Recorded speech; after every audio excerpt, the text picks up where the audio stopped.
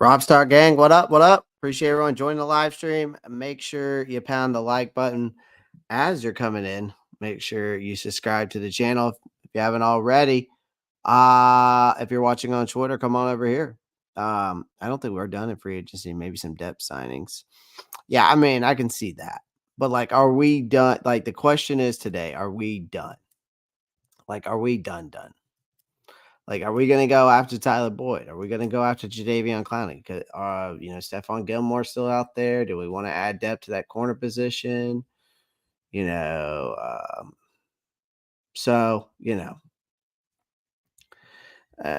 off US today, there's Justin Simmons is still out there, but we don't need him now. Quandre Diggs is out there. We don't need him. Xavier Howard's still out there. Tre'Davious White's out there. Adoree Jackson. We're going to go over some more of that free agency stuff today. So I appreciate everyone joining the live stream. Make sure you pound that like button and subscribe. So are the Panthers done? Are the Panthers done with free agency? I don't know. I don't know if they are. I don't know if they're done, but we'll dive more into that here shortly. We'll definitely dive more into that here shortly. All right. So first things first, let's talk about Jonathan Coley getting moved up. Here. Obviously, Joe Parsons came out with the Athletic where we made some moves. Obviously, on not just off the field with this offseason free agency, but of course some moves on on the field as well. So Jonathan Coley promoted to defensive passing coordinator. Coley has joined the Panthers as our secondary cornerbacks coach last year. Now he's made where did I lose my place? He's now the pass game coordinator. What the fuck is going on here? Sorry, guys. I'm having some technical difficulties here. Where is it at? No, that's one.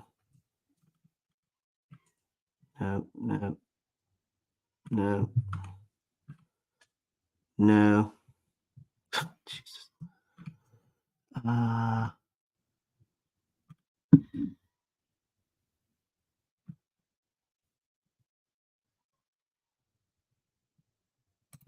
Here it is. All right. Sorry. Okay, I had to fix that real quick. Good Lord. Today, I mean, dude, it's like me trying to get shit done today. It's just been insane. Between this, getting this this live stream set up today, getting the PowerPoint presentation done, work, my other job, and then, also some other things. But my God, today's it's been rough trying to get stuff done for some reason today. I don't know what it is. All right. So again, Jonathan Cooley gets promoted to pass game coordinator. Obviously, he could join the team as the secondary cornerbacks coach last year. He's made a quite an impression on this team. But who is Jonathan Cooley? You ask. I mean, maybe some of you don't know. He's an Ohio native. He spent nearly a decade in the college ranks before jumping to the NFL. Worked with various schools, including Milken, Bluffton, John Carroll, which is his alma mater, Kentucky, Tennessee of Chattanooga, Kent State, Akron. So Cooley must have been doing something right because he got hired in LA as the defensive assistant and quality control coach back in 2020. And he quickly worked his way to the defensive backs coach in 2022, where he crossed paths with guess who? Ejiro Evero. So their working relationship was successful as Carolina retained Cooley earlier this offseason, despite the team's head coaching change. So obviously, it's great to see that the Panthers, obviously getting talent, not only in the players, but also in coaching staff and promoting with it. And now Cooley serving as the pass game coordinator. I'm hoping that this team and this defense will be in, some good hands. So, and I have a feeling they will. So I'm looking forward to that. Oh man. Oh, that's messed up, man. That is messed up. Be Good's a good guy, I'm sure. He seems like a good guy. So that's unfortunate though. Y'all scared him away, man. Y'all scared him away. The bag's already packed with the car running. We done. Well, all right. All right. So we're done with free agency, some of y'all are saying. I have to say, I don't think we are, folks. I really, really don't. I don't think we're done. I really don't. Um, let's get into some other news. So, Carolina Panthers signed wide receiver David Moore. I mean, it's a 1-year deal. It's worth noting that Moore is no stranger to this team. He's been on this team before. He was a member of that offseason back in 2021. Obviously, unfortunately for him, he failed to make the cut here in Carolina. Now he's back. It's almost like he's a consolation prize, honestly, no offense, but after the team, lost out on Mike Williams. But, I didn't want Mike Williams in the first place, so it doesn't really matter. But would I rather have Mike Williams than David Moore? Probably so. But anyways, um, obviously Moore's been in the league for a while. He's bounced around. He's kind of been a journeyman in the wide receiver positions. He's been in the NFL for 7 years. He's played with teams like Seattle, Tampa, which obviously makes him familiar with, of course, our head coach, Dave Canales. But other places he's played, Raiders, Broncos, Green Bay, Chicago. Obviously, his best season was back in 2018, where he actually did okay. I wouldn't say it's impressive, but he had an average year, I would say, maybe for him, or a good year for him. I shouldn't even say an average year for him, but average, wherever you want to call it, for in the lights of others. But 17.1 yards per reception, 26 receptions, 445 yards, 5 touchdowns. He had a similar production in 2019-2020 seasons, but afterwards, really, he still hasn't really produced much statistics from 2021 to 2022. Last season with the Buccaneers, he caught 5 passes, 94 yards, 1 touchdown, 7 games. I mean, not mind-blowing statistics, right? There may be some potential. I don't know. Obviously, I will say he's a valuable depth piece, maybe a valuable veteran, maybe to help out some of these other wide receivers that, need, some attention. Obviously, Brad Ezek, our offensive coordinator, and then, of course, Dave Canales, who are obviously running the offense. We'll see what they set the tone with the rest of these wide receivers that are here. It's an interesting signing. I mean, this has led to some speculation about the team's commitment to the wide receiver position. Only time will tell if they genuinely are dedicated to this cause, especially when the draft coming up. But I mean, again, could be a valuable asset. There may be some potential there. I'm not too sure. I'm not too sure. But David Moore, welcome to the team. Welcome to the team. So again, all right, let's talk about Dan Morgan's overhaul, man. Obviously, Dan Morgan has made a complete overhaul this past off season. The biggest thing here is that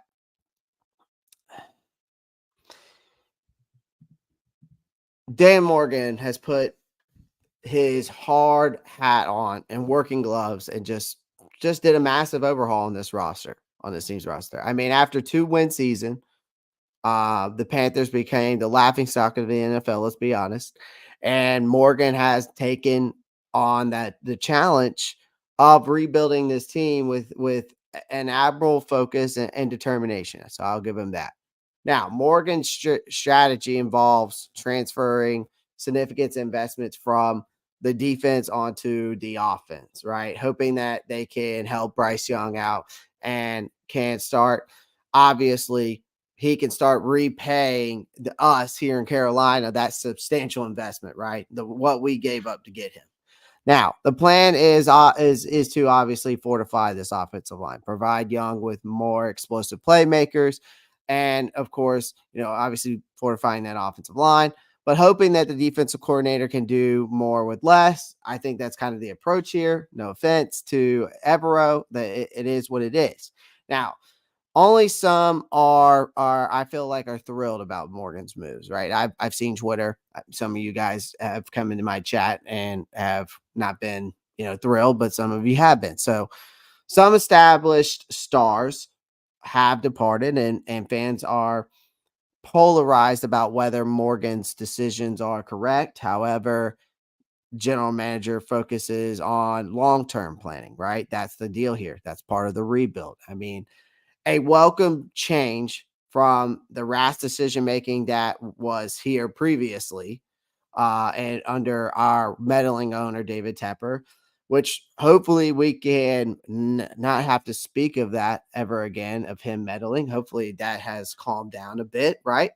Obviously, Morgan's effort has earned him some decent grades from, I've heard other people around the league gave him, I've seen people give him an A minus. I've seen people give him a B. I've seen different grades around the league from other, um, you know, uh, analysts and other sports writers, stuff like that, like CBS Sports, for example. Someone gave him like a C plus grade. So basically, the guy on CBS, I think his name was like Garrett Podell, something like that, basically acknowledged that Morgan's decision to fortify the offensive line was a plus. Gave him like a C plus overall, but they still said they might come to regret trading Brian Burns. And I know some people probably do believe that as well. For the way that we also got below market value to some that seems below market value. And I think we all agree. I don't think that we definitely have below market value in that trade. But that was not Dan Morgan's fault. That was not Brant Tillis's fault. Again, at the end of the day, that was Scott Fitterer's fault. And we can all agree on that, how he mismanaged Brian Burns, because Morgan came into the situation not having a say. I mean, Morgan, whatever you believe it or not, I don't think Dan Morgan ever had a say even behind Scott Fitter. Never had a say, especially even over the owner. So again, that's on Scott Fitter, and that's what I truly believe in, and I'm sticking to it. So that was not Dan Morgan on mismanagement. That is on Scott Fitter for over the past since 2022, turning down a first round pick, a future first, and a future second round pick. So, but now I feel like Morgan's approach is the right one. Whether y'all believe it or not, Panthers are going nowhere fast at this point, right? And we are rebuilding. The build up Young's confidence with obviously better protection and more explosive playmakers is the way to go, right? Um, Obviously Morgan is working hard to rid the franchise of previous mistakes, right? And the margin of errors is slim here. In the end of the day, the Panthers need to depend on the performance of what Bryce Young does this year, right? Because that's going to determine whether he's the guy or not this coming year. And whether you like it or not, he's not going to be here just for one more year. He's at least here for another year, even if he's not the guy. But he might not start. He might end up just being a backup and then traded away later on. Who knows? But hopefully, with the investment that we did make, I'm hoping that Bryce is the guy. Again, I've come on here multiple times and said that there's the good, there is the positives, there's the negatives, and then there's the challenges ahead, right? And I've explained myself upon that with Bryce. Now, again, Morgan and the Panthers cannot let any further roster failings around that the number one pick that they got, getting, obviously when I mean the number one pick, Bryce, right? So to, jeopardize anything with him. I mean, you still want to at least continue to build. It's a again, the NFL is a high stakes game. It's either, it's high risk, high reward kind of ordeal. Or I mean, low risk, high reward. And a lot of the things that I felt like they did with this offseason. I felt like with the contracts, again, I explained that on my short last night about the cap space and the contracts and how they worked. And I did that yesterday as well on my live stream yesterday. So again, obviously this is a rebuild, and after all, it's not like the Panthers can get much worse, right? So at the end of the day, he's done a complete overhaul of this team, and I'm kind of looking forward to for the future. So 39 people are watching, 26 are watching on YouTube, and 13 of you are on Twitter. Make sure if you're watching on Twitter, come on over to the YouTube channel. Make sure you pound the like button and subscribe. And if you're on the YouTube channel, make sure you do the same if you're new here. And if you already are a supporter, greatly appreciate you. So there is 26 people watching already on the YouTube channel, though. There's no reason why we shouldn't have 26 thumbs ups already. It takes 1 second to hit that like button. So I would greatly appreciate it. AJ comes in and says, could pull the ultimate Uno reverse card and go after Hassan Reddick. Fans love him. Very productive. Eagles want to move him, plus get away. Great way to say Scott Fitter did it wrong. I mean, I would love to get Hassan Reddick here too. AJ, I would love to get Hassan Reddick, and they could. I mean, they could go that route. I think that obviously it's going to be, you would have to get him in via trade, but I just don't know what they would give up to get him. I don't know. I don't know what they would give up. Obviously, it would have to be some draft capital because the roster, who are you going to trade away to go get Hassan Reddick? So I don't know. So we shall see. We shall see. But the reason why I don't think that we are done in the free agency is because of this. There is still some improvement that needs to be done. Okay. There's still improvement that needs to be done. There's some tough choices still that Dan Morgan has to make.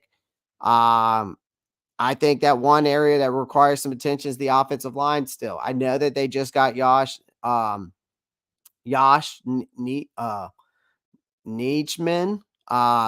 And of course we invested over $150 million in the interior line, signing guys like Robert Hunt and Damian Lewis, obviously to fortify the starting guard position.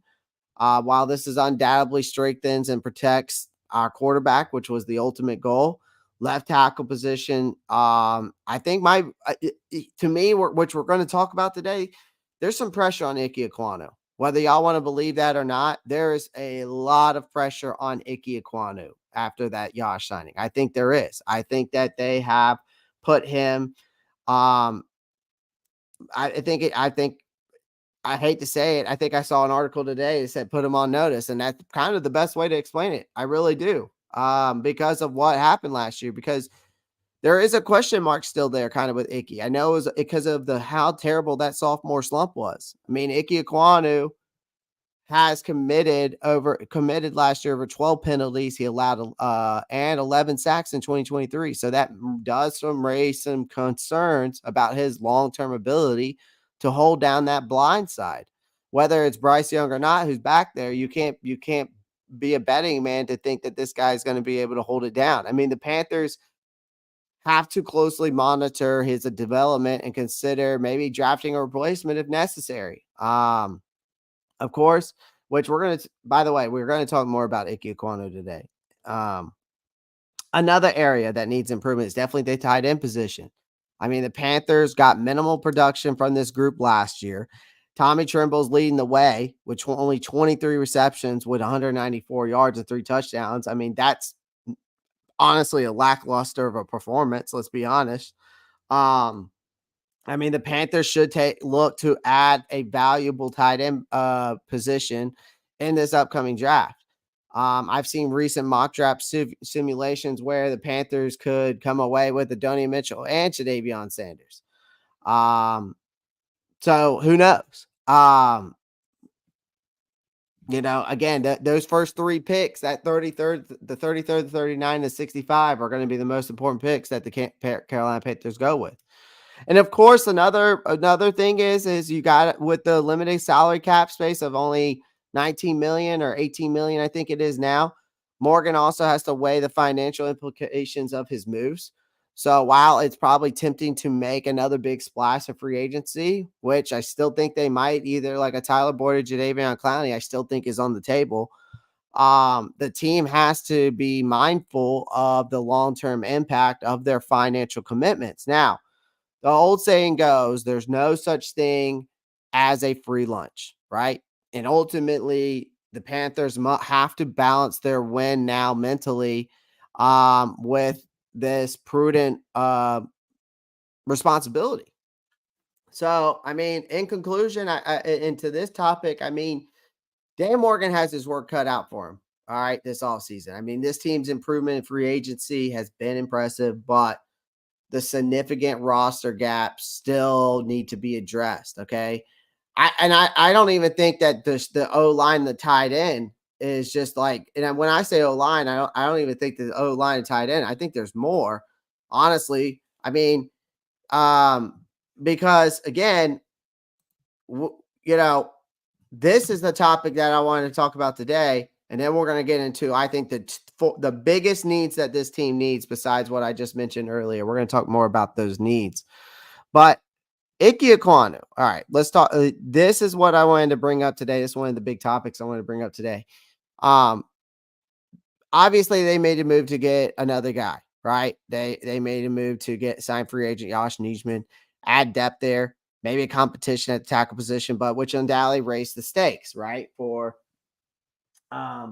Ickey's starting position. Now, do I think Josh is going to start over Ickey? Probably not, but still we have to keep an eye on this because, again, Ickey's second season in the NFL was an absolute disaster, to say the least. Okay. He struggled in zone blocking concepts, which was implemented by that coaching staff and was targeted as a weak link throughout that season. Okay. Giving up a staggering 11 sacks, 12 penalties. However, despite that performance, the Panthers gave him a vote of confidence, decided to keep him, all right, on that blind side. But the Panthers weren't going to they weren't going to leave any chances, right? They brought in the Josh right, who's a solid swing tackle, capable, really just improving depth. But again, this move not only provides a contingency plan, but it also raises the stakes for Ickey to perform, right? Because Ickey has to rectify his technical flaws and build his confidence back up to keep that starting position. All right. If he fails to do so, he could be replaced. All right. Or even Brady Christensen could do it. Maybe not Josh, but Christensen could. So, and Christensen is a versatile lineman that can play multiple positions. So the competition in my eyes is always healthy, especially in the NFL. It's necessary, right? And the Panthers lack depth in their protection last year, which is why they are taking steps to improve it. and it's a make or break season for Ickey. He has to step up his game if he wants to maintain his position as a franchise left tackle, right? And all hope is not lost for Ickey. Okay, he looks like the type of character that will use his situation as motivation to improve. And we've already seen videos out there all over social media, him working out with guys already. So who knows? This could be the spark that ignites him to go back to his even his first year, right? Um, I think this you have to raise the stakes sometimes. And he needs to step up his game if he wants to be the starting left tackle in the NFL and here in Carolina. I mean, but adding depth and competition, again, the Panthers are taking the necessary steps to protect their young quarterback. Plain and simple. So, plain and simple. Josh comes in and says, build through the draft. I think I mean, again, Josh, I mean, I still think they're going to build through the draft, but I won't be surprised if Tyler Boyd and Jadeveon Clowney are at least under their radar. I will not be surprised. But again, keep Ickey at left tackle is the right move. People want to move off players too soon, in my opinion. Yeah, it's just a make it or break a year for me, Josh. I don't think they're going to move. I didn't think they were going to move off of them. I didn't think they would also take the risk of moving into left guard either. So, yeah, again, it's a make or break year. Like I said, I think the competition and adding depth is necessary, and we'll see. We'll see if Ickey can, step it up. Step it up. All right. So here are my biggest needs for this team.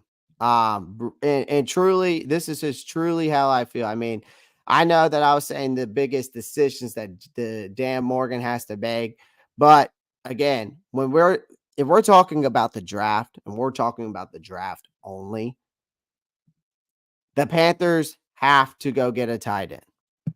When's the last time the Carolina Panthers had a decent tight end? Seriously. Probably since Greg Olsen. I mean, that tight end position has been the sore spot of this Panthers team since he's been gone, right? They could use an upgrade. I mean, I believe that Tommy Tremble has some potential because we did see, I will say we saw some, some flashes, but again, you still have Tommy Tremble, Ian Thomas, and Steven Sullivan on this roster. That's all you have in the tight end position. Ian Thomas has bricks for hands, and as much as he's a great blocker, he's got bricks for hands. Steven Sullivan showed some flashes too in the passing game, but again, I can't rely on him. I mean, this tight end group has had a lackluster of performances after performances as ever since Greg Olsen has left. So unfortunately, there aren't many intriguing options left. Obviously, in free agency, I would say they could have gone after, somebody in free agency, but I think they have to look to the draft and draft a guy in the upcoming draft. And we spoke about some top prospects they go after. Obviously, they're basically after Brock Bowers, there's plenty for the picking. Brock Bowers obviously is not falling to Carolina, so. But guys like Jadavion Sanders, Dallin Holken, Theo Johnson, AJ Barner, plenty of guys out there to go after. So, and I think this is a decent tight end draft that you might find some guys, you never know. Another thing, center. Obviously, the Panthers have to make some strides to shore up that offensive line even more this offseason. I cannot rely on Austin Corbett to be my center. Okay, we still need a center, whether you like it or not. While they may have identified a center in the draft, who are they really going to pick, right? I think maybe Zach Frazier. I like him at the 33rd pick, and then you can get your wide receiver edge rusher there at 39, and then 65. It depends where they go at 39. But again, you might be able to get your edge rusher at 33. Get Zach Frazier at 39. Get your wide receiver 65. There's multiple routes they can go. I just know that the first 3 picks I know they say it's best player available, but I still think you have to think about what your needs and wants are when it comes to this team. And I still believe it's between those three positions. Outside linebacker. Yeah, they picked up DJ Wanham. Good pickup. Kavlon Chasen. I think that this guy is more of a depth, not a depth piece, but more of it's a low risk, high reward, right? You get a guy who's just a special teams and plays 25% snaps, throughout the year, but plays on the special teams, But again, the guy was a first round pick in 2020, but was always playing behind these other guys that the Jaguars had. So again, Kavlon Chisholm might have some, could be a high upside kind of guy, but they still need to replace Brian Burns. I mean, unfortunately, you got Chase Young off the market, and he's now getting neck surgery, and he's going to miss most of training camp. And then you got, of course, so the Panthers have to keep their fingers crossed to land somebody. Maybe if it's not through free agency, they do. Like I said, it's the draft. But again, Jadeveon Clowney is still out there. Could maybe just sign him for a 1-year deal. And then, obviously maybe they still get someone in the draft to sit behind Clowney and learn. There's multiple routes they can go here. And then, of course, the cornerback. I mean, the quarterback spot is thin now, right? Especially with JC Horn's injury history. Even if he can stay on the field, the weakest position a group for Evero's defense is the cornerback position.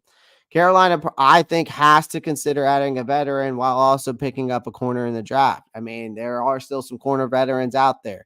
Tre'Davious White, Stephon Gilmore still available. Adoree Jackson is still available. Xavier Howard still available. Steven Nelson, Kristen Fulton. As I'm pretty sure that these guys are still available. So at least from the list I'm seeing, these guys are still available. So I still think that you have to go out and you got to fill this void at the end of the day. Guys, make sure you pound the like button. Subscribe to the channel. There's 35 people watching on YouTube and over 18 people watching on Twitter. So if you're watching on Twitter, make sure you come over to the YouTube channel. Make sure you pound the like button and subscribe. I greatly appreciate it. If you're already on the YouTube channel, you know what to do. Smash that thumbs up. Smash that thumbs up. All right. 35 people watching. There's 35 people watching, man. There's no reason why that we shouldn't have 35 likes. There's no reason for it. It's one click and it's for free. You ain't got to pay for it. The villain arc for Ickey is going to be insidious. Be Good's in the chat. Be Good. Welcome back. Welcome back. Marcos, that's just me being nice and sarcastic. Be Good's like, I got freaking trampled over here. I got trampled over here the other day. The audacity these people had coming at me like that.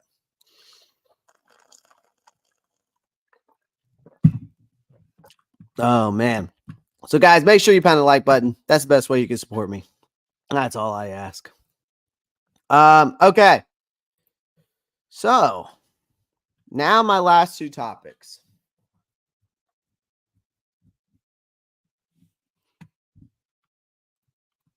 Shout out to this channel. Appreciate that. Be Good. Appreciate that. Be Good. Currently working out as I speak. Nice. May 31st. Tune in. Nice. Be Good. Good luck in your fight, man. I'll definitely check it out. You have to send that to me in the Discord where I can watch it. Send that to me in the Discord. And guys, if you want to become a Discord member, come on in today. It's for free. You can come in, and we got multiple chats in there, chatting it up between NFL news, Carolina Panthers news. So it's free. You can join. It's just a great way to do that. I'm trying to grow a community here and let y'all guys be involved with me and the channel. And that's really it. That's really it. I mean, sooner or later, there's going to be more perks coming, especially with the memberships and the subscribers and the Discord. Though there is a lot of stuff brewing here at the Ropp Star Report. So make sure you pound the like button, subscribe, become a member today, and join the Discord. That's the 4 best ways you can support me. That is the 4 best ways you can support me.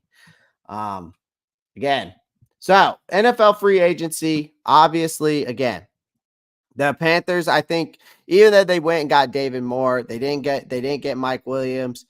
Obviously, they turned down. Obviously, Mike Williams turned us down and went straight to the New York Jets because he probably wanted to go play with Aaron Rodgers instead of Bryce Young. And of course, he's 29 and he's probably chasing a ring because guess what? We are not going to be chasing any type of rings here soon in Carolina. Now, one player, of course, that a team, I mean, a guy that maybe if we want to go out and get another wide receiver, right? Okay. If we want to go out and get another wide receiver, we possibly could go and get someone like Michael Gallup. Let me see if he's on this list, which he should be. Um, no, he's not. They don't even have him in the top 20. All right, these are the top 20 free agents. Let me find a good. Here we go. Let's go by this one. Best remaining NFL free agents by positions. Wide receivers. Okay, so Michael Gallup is still available, as you can see. So I mean, again, Michael Gallup, Tyler Boyd, I'd be okay with. Mike Williams is off the board. I don't know why that Yahoo Sports still has him up there, but again, so I mean, Michael Gallup, who's due a visit here anyways this week. Again, they keep saying this week. I don't even know when he's supposed to be visiting. Um, I think that, but he has a solid production over a consistent period. But again, he might be able to assist in the rotation.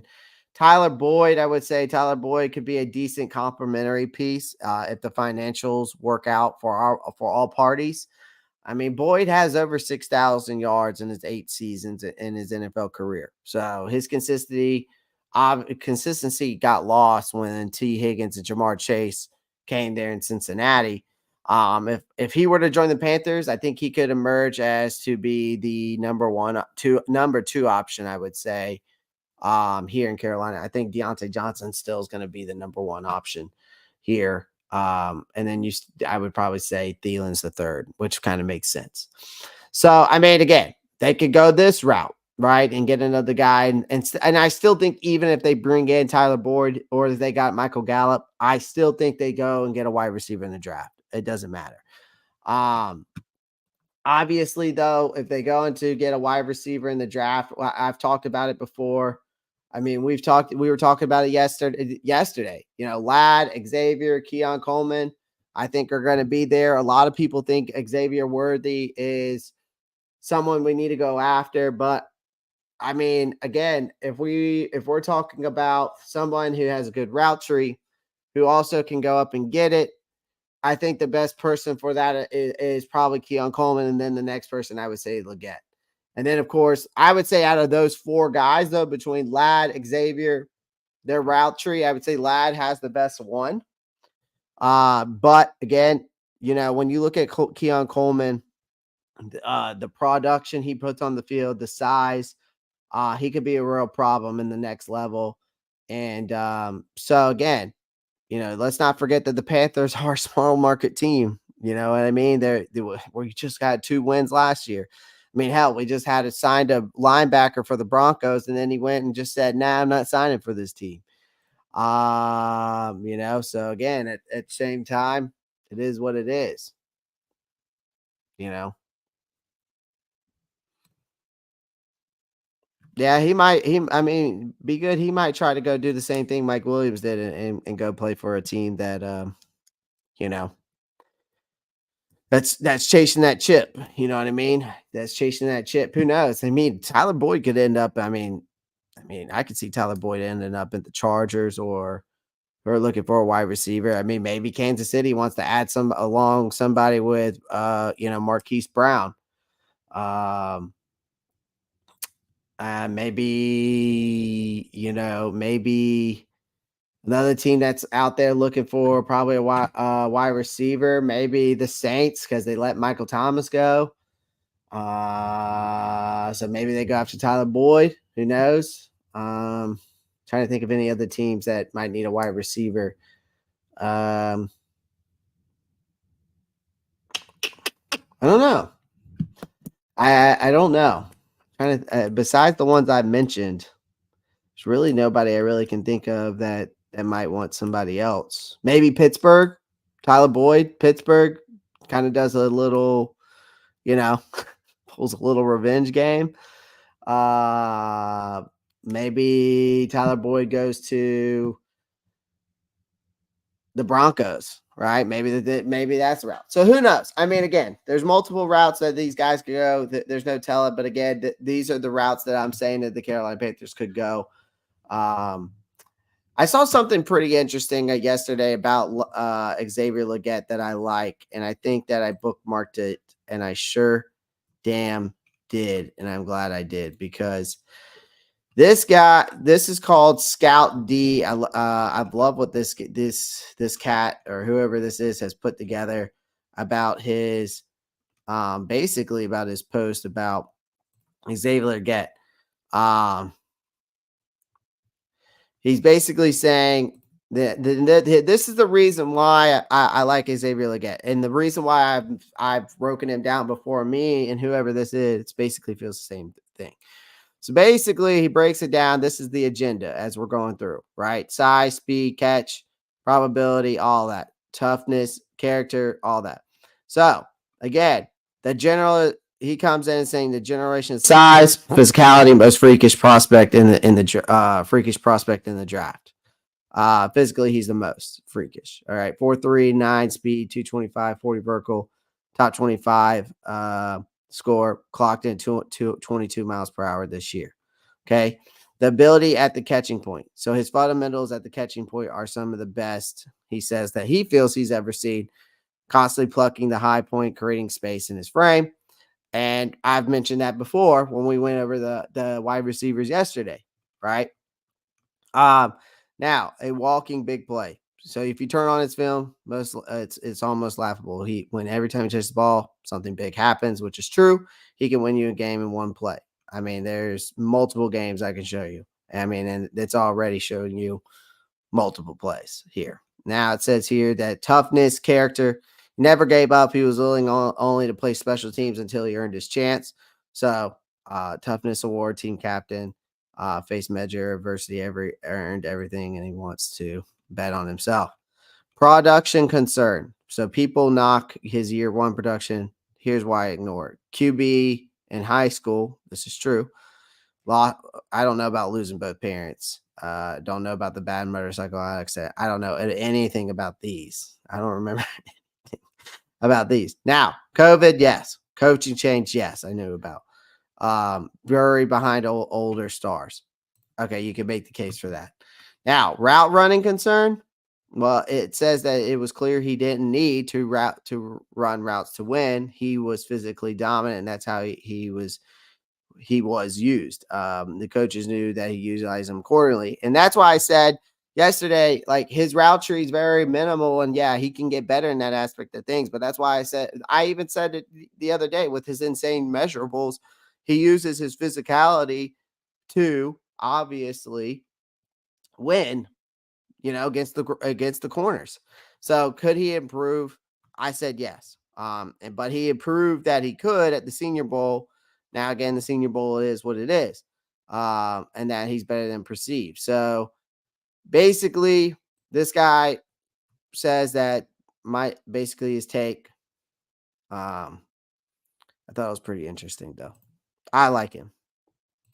I like him a lot. I think we're comparing ourselves going to be Seal Draft. He does everything like Cooper Kupp, but he's overlooked.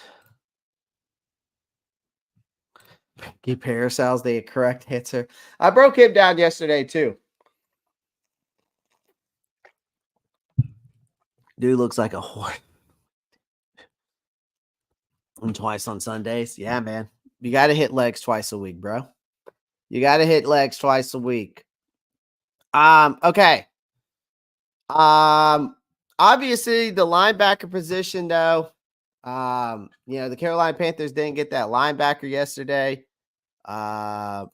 It's crazy to me how a guy just backs out. He just we signed a guy and then he just backs out like that.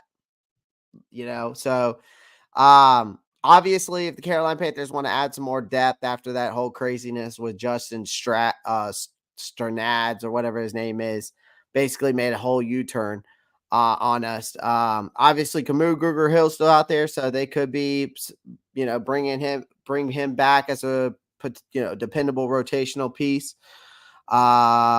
They could go and get like a guy like Kalik Hudson. So I mean, they could add him. Could be a good fit. If he has proven production, rotational presence, played 73% on special team snaps last year. That Kalik Hudson guy. They could go in the draft and get Tommy Itchberg out of Ohio State, right?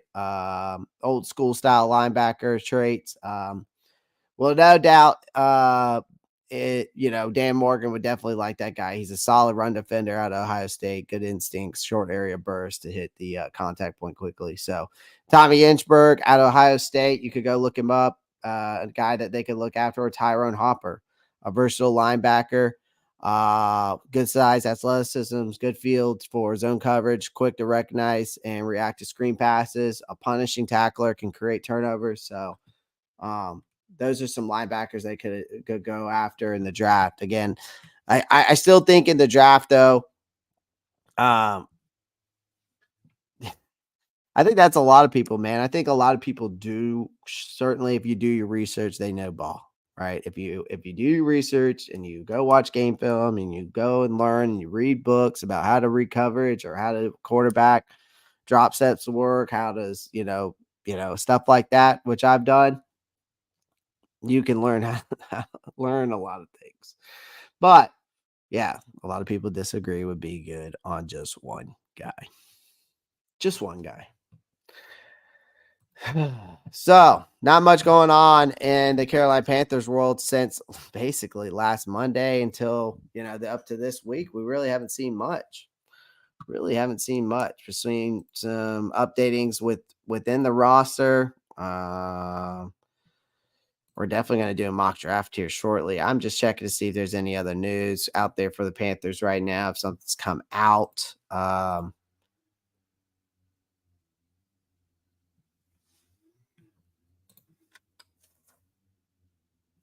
Somebody's outside doing something. But, all right. Let's do a mock draft. I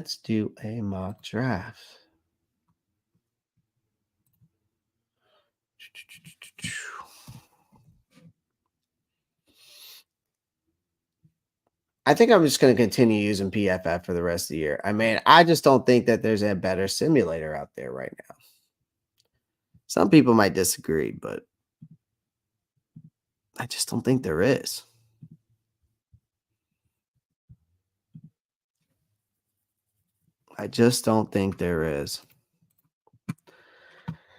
All right. Let's see. We'll go here. We're going to keep it in between PFF and public. Because public, PF, if you're just doing based off the PFF board, that's straight there. If you're doing it just based off the public, that's straight there. I think that this is good right here, right in the middle.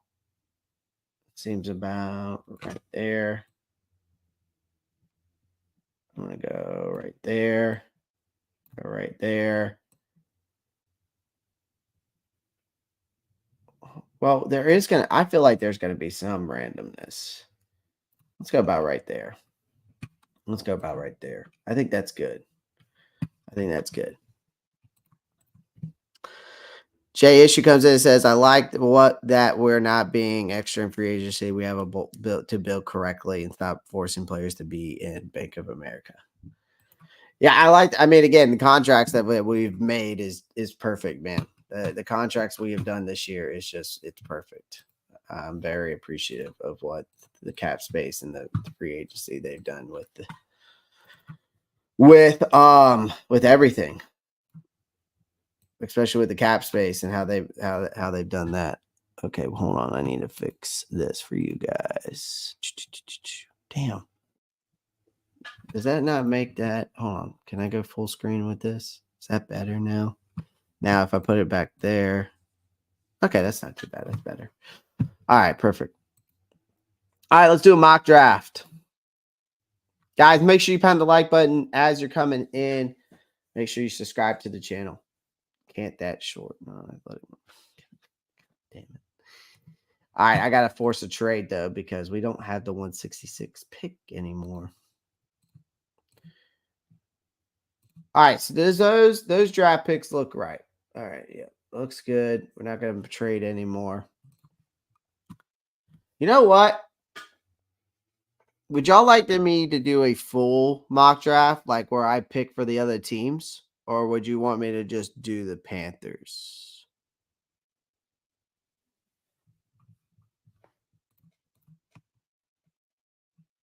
Thumbs up, bell. There you go. JSU saying thumbs up, notifications bell. That's it. That's all you got to do. I think. Just Panthers. All right, just Panthers. Okay. All right, let's do it. Let's go slow though, because I really want to see what these fuckers are gonna pick. All right, we got the settings set up and everything perfect the way I want it. Let's see what they pick. It's Caleb Williams. Yep, that makes sense. Jaden Daniels. All right, they went Drake May. Marvin Harrison. Okay. Malik Neighbors. Okay. So who's gonna get Jaden Daniels? Ramaduzzi. Okay. Joe All. Okay. Brock Bowers. Okay. Don't pick Jaden Daniels. Okay. Quinyon Mitchell. Okay, that makes sense. Okay. Dallas Turner. All right. Tackle for okay. Jaden Daniels to the Vikings. Okay, I could see that. JJ McCarthy to the Broncos. I've heard he's moved up on the board. I mean, we might be surprised. I wouldn't be surprised if some of these, what's the Michael Penix? I could see Michael Penix going in the first round too, because, yeah, I still think that there's some teams out here who want a quarterback, like the Broncos and the Vikings. But I could see the first three picks working it out that way too. All right, Lietu, Mims, Powers Johnson, Graham Barton, Brian Thomas, Tyler Guyton. Okay, Donnie Mitchell, Coley McKinstry, Tyler Newbin, Peyton Wilson. Damn, he went early. All right, so again, Lad went to Kansas City. All right, so here's the thing. Now I could trade back, or I could just go with the picks I have. Maybe we'll do two if we have time. I could just do this one where it's just straight up what it is, or I can and go and make some trades. Now, again, quick question, Clay. If he throws 330, 3,300, 18 touchdowns, 12 interceptions with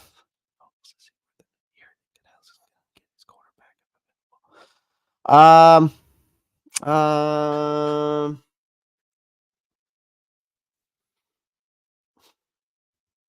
well, he shouldn't have 7 fumbles. Hopefully that's not the case. Hopefully the 7 fumbles isn't involved. Is it worth another year? Do you think Canales gets his quarterback available if available? That's a tough call. Be good. It's a tough call for me. I think they might take a chance. I think they would probably take a chance. I mean, again, if he puts up again for me, I think it's got to be 3,500 yards. I think it's got to be 20 plus touchdowns. I think 12 interceptions I can deal with, sure, but again, hopefully the 7 fumbles isn't the case. Hopefully the Damian Lewis trade, the Robert Hunt trade, or signings, not trades, the signings and the Robert Hunt trades will minimize that. I mean, yeah, I know he had 11 last year, so that's a tough one. Even with those stats, I mean, it's like, okay, do I take the chance that he improved last year? So can he improve again the next year? Or do we take a chance and go and get someone else? Or do we just try to continue to improve the team? I don't know. I don't think that they'll move off Bryce. I don't think they can. Technically, they can't even move off Bryce anyways to his third year. So even after this year, I mean, I could see them. I mean, they can move off of him after this year, but I could see them where they don't, and they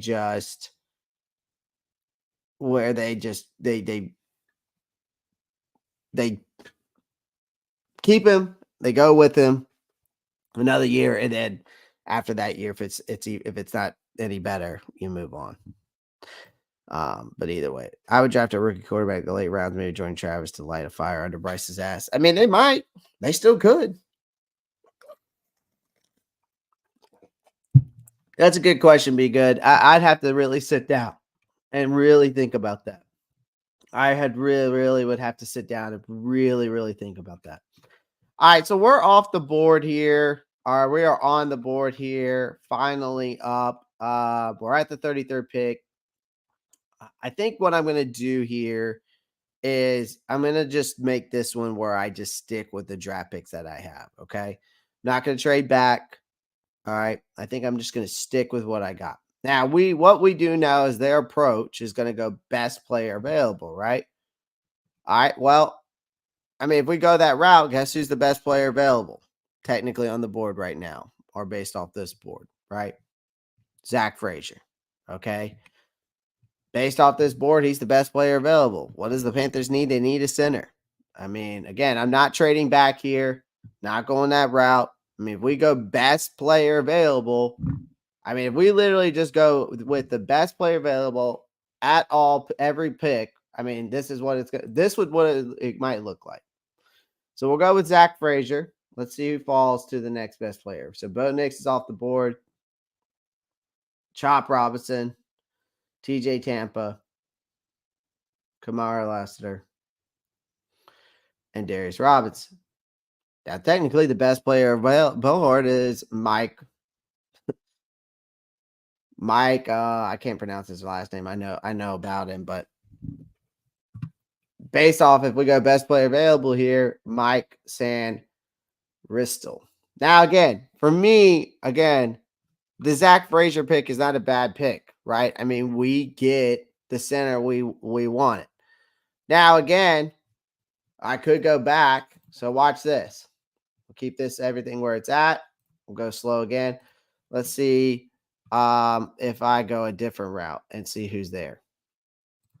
I'm testing this out today because I really want to see what is going to be there because I am going in between public and the PFF board.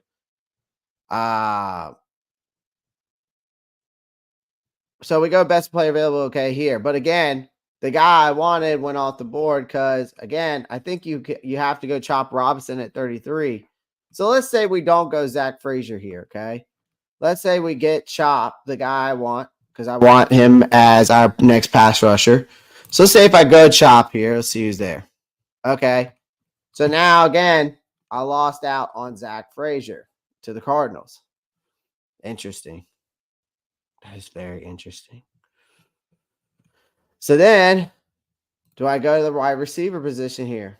Okay, I got Troy, Roman, Ricky, Keon Coleman, back end. Okay, Xavier Legette here. Okay. I got you. I'm saying you keep Bryce, but you just get your next guy. So still build the team. Then then when Bryce shows he's just not the guy, you move on. 2027, the year is a quarterback in the future. I mean, yeah. I mean, again,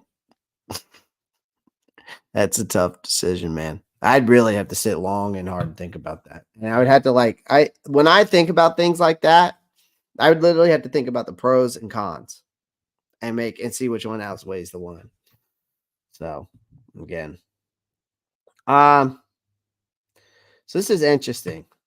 PFF, you just throw me for a loop every single time with y'all's board. All right, let's go back. All right, let's fix this. Randomness, we'll put that there. Randomness here. Hold on. What's the mock sim? So mock drafts. Let's go to simulator. So public is there. That's there. Draft needs all the way up. Okay, so let's move that. Hold on. Let's move this back down. I just was testing that for a second.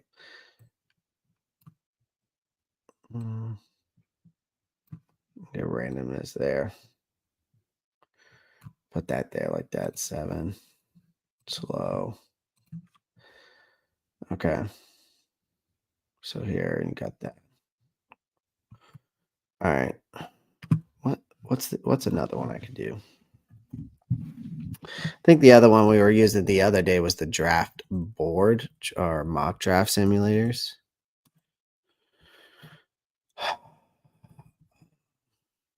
Trying to think. The thing is with PFF, it's like there's so much involved into it. Let me see what the pro football one looks like. So if I go with this one, let me see what this pro football one looks like. Okay. They're making trades in this. This is wild.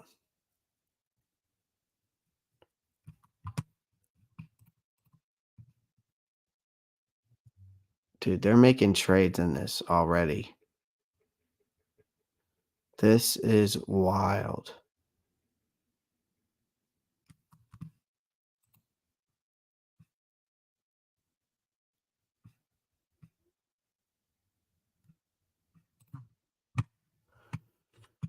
This is wild.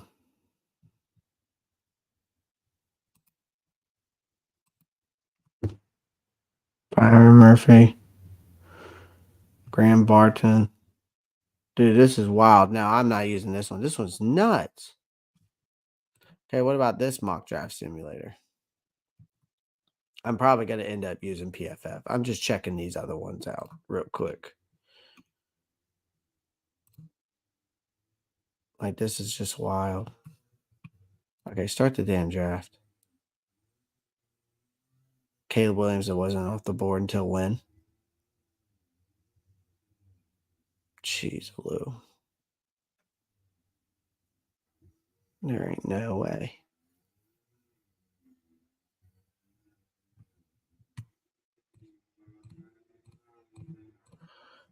That's nuts. I mean, I'm definitely going to Donnie Mitchell there if I do this one.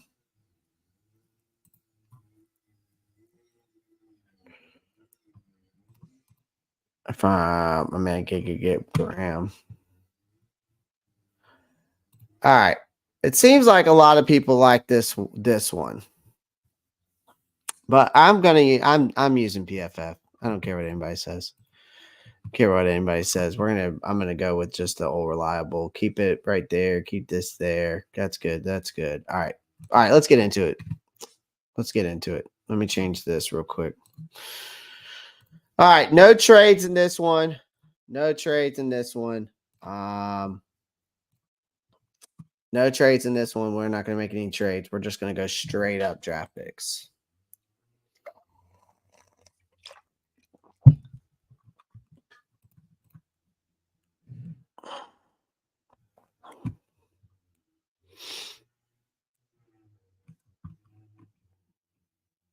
All right, Caleb, Drake, Joe Alt,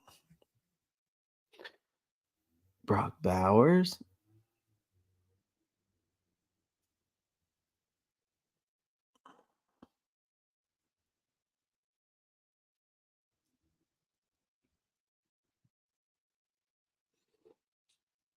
Okay, JJ to the Broncos. Dude, these mock drafts stress me out.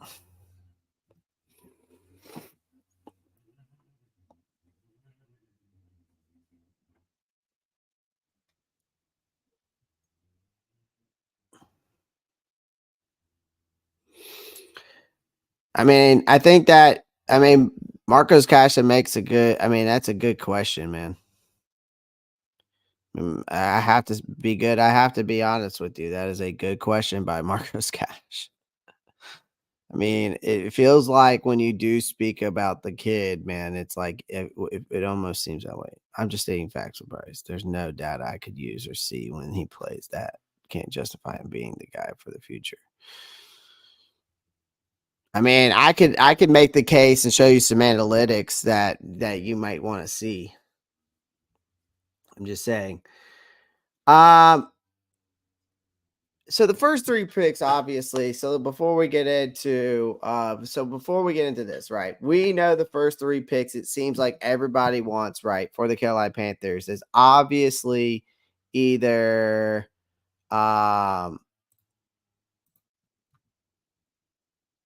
it's obviously either center, wide receiver, pass rusher, right? Whatever it is, right? There is going to have to be a particular order to do this. Now, again, I could skip Zach Frazier. And again, I could get Cedric Van Pran in the later rounds. Now, I don't know if I'll be able to get him at 103. I might be able to get Bose Limmer,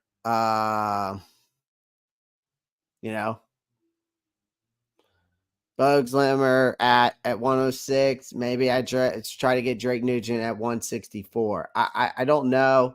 Again, because between this 141 and 142, there's not much room to work with. Again, and there's like 40 picks in between here and 100 picks between here, basically. So it's hard for me from a value standpoint when I'm doing these mock drafts to feel like, okay, if I keep Zach Frazier, if I go for Zach Frazier, then okay, I get my center. But again, what pass rusher am I going to be able to get at the next 65? Maybe Braylon Trice, or maybe I can get a Marshawn Keenly there at 65. I don't know. At 39, maybe Darius Robinson falls there. I know Chop and Chris Broswell will not be there at 39. Again, I don't know. It's hard for me to pick what I want to go here with this. That's the reason why. And then, of course, wide receiver, Troy Franklin's there at 40. I mean, I could take him right then and there. Keon Coleman at 55, and then you got Xavier Leggett, and you got Worthy on the back end. Devontae Walker, don't sleep on him either. Malachi Corley, Brandon Rice, Malik Washington. So there are some wide receivers still I like on the board. Ricky Parasol, of course, too.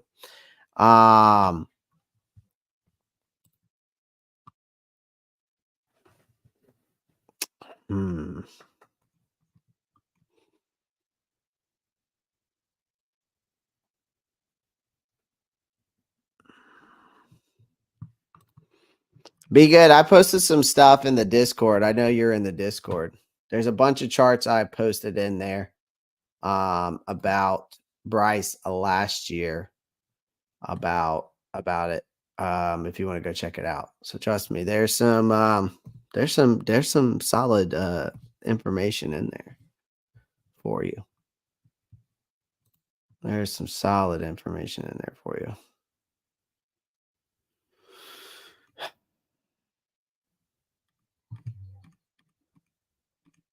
I mean, if we're looking at Bryce Young last year, you can go look at it. It also, I gave some data in there about how bad the separation was for our wide receivers last year. I also put that in there. So there's plenty of data points and charts that I put in the Discord. So again,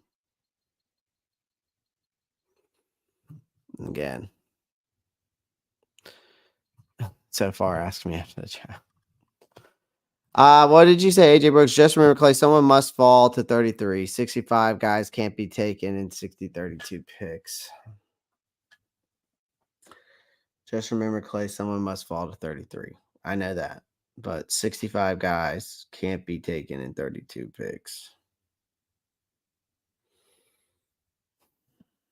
I know. This is just so hard for me because then it's like part of me, it's like I'd rather just trade back and get more draft capital. You know, AJ, I'd rather just go back and get some draft capital. It's so hard for me to do these mock drafts because it's like if I go best player available, it's Zach Frazier. If I just stick to the game plan of what they're saying they're doing, a best player available, It's Zach Frazier. Now, is it best player available by position? That's what I want to know, right? Because, if you think about a BPA, it's, well, who comes up, you know?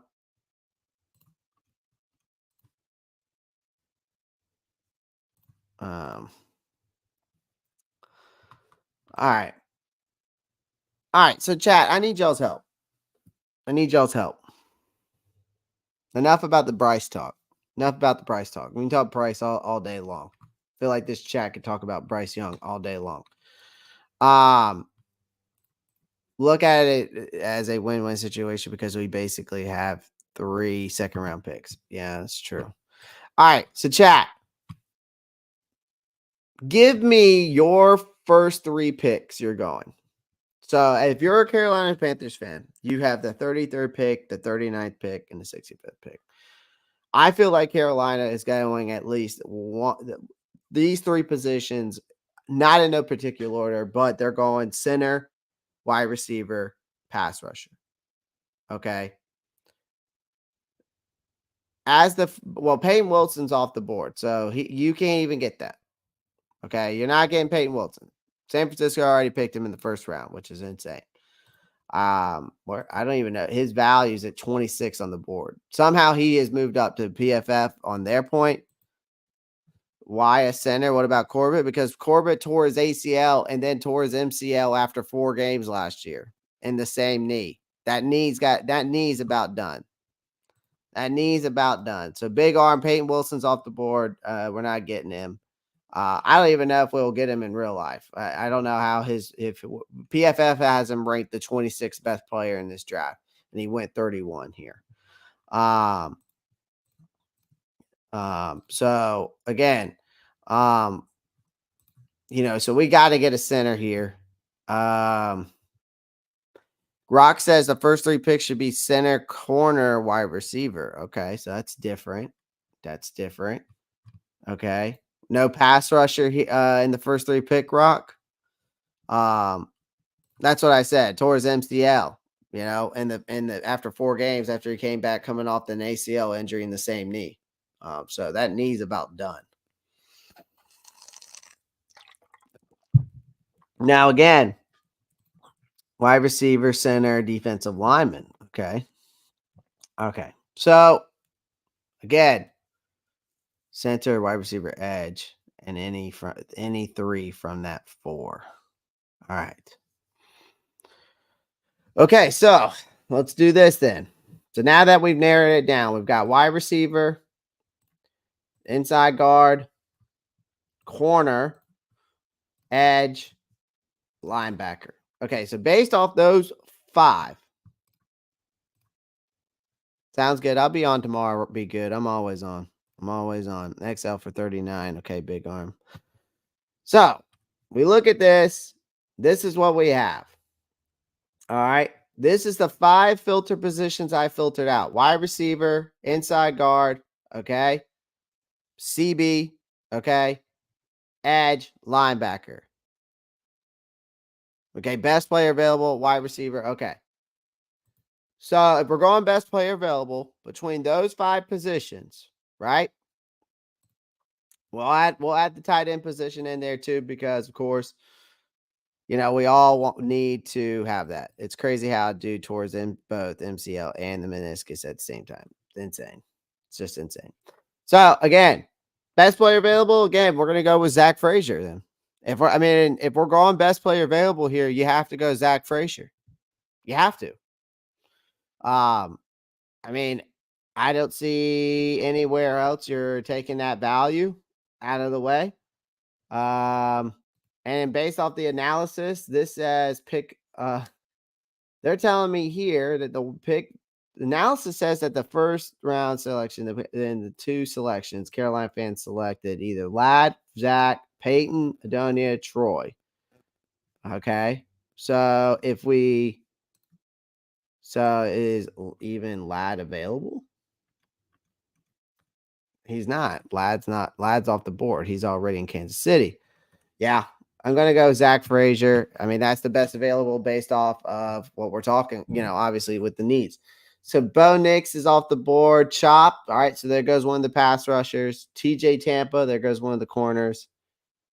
Kamari Lassiter, another corner off the board. Darius Robinson off the board. All right. So we got the center, so we can take that out of the way. So wide receiver, tight end.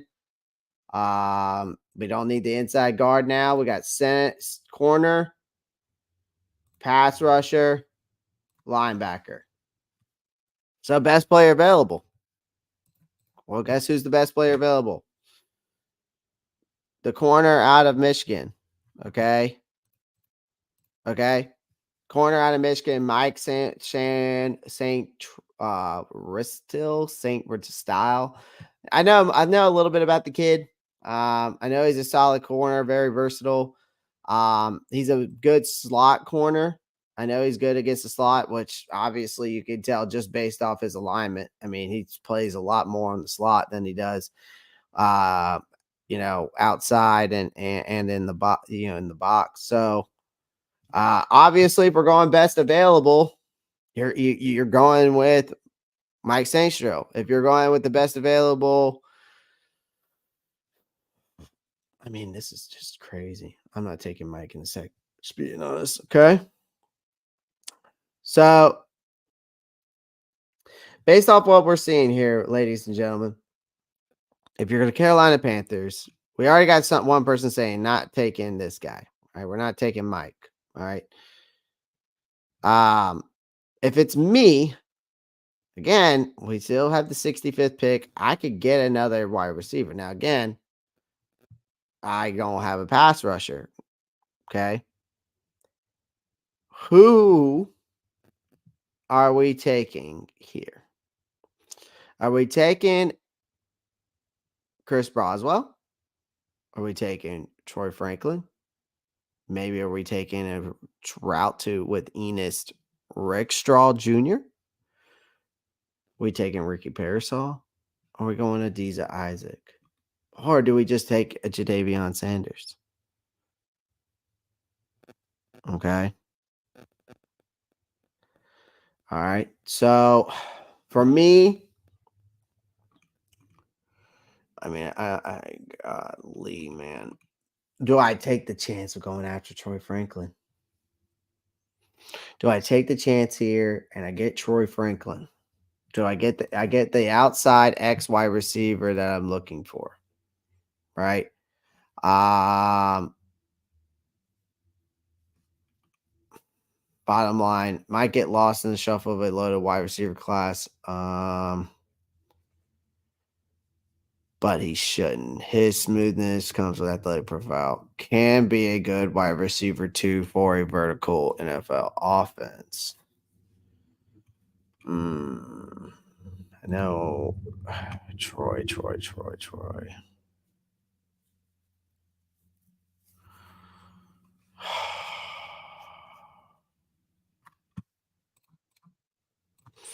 30 and 39 linebacker, third pick wide receiver. I really like Adiza Isaac. Me too. I like Chris Broswell too, though.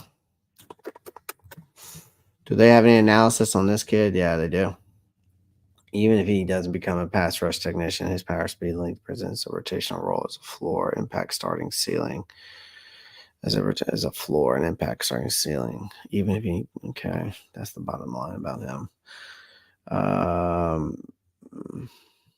But he fits the 3-4 defense. So bit stiff when it comes to turning off the corner. False step.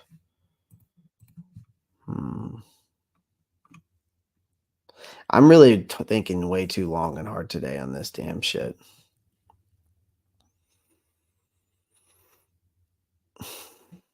He's an edge rusher, Seneca. I think that's how you pronounce it. Seneca. Probably wrong. Probably a bunch of shit out of it. I mean, I do like Bray as well. Let's see what they say about Isaac. What's his floor? Do they give you that? If Isaac can pack on extra pounds for added strength and anchor his ability while remaining I mean, if all he has to do is eat more food and lift more weight, and that's what you're telling me.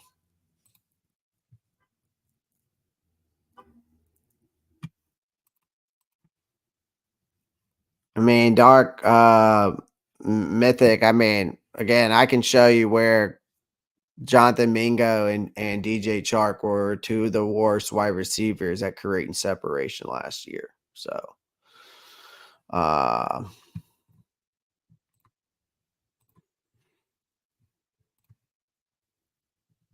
I mean, separation was bad. That has nothing to do with him holding on to the ball too long. It has to do, separation's bad because the wide receivers aren't getting open. You can't.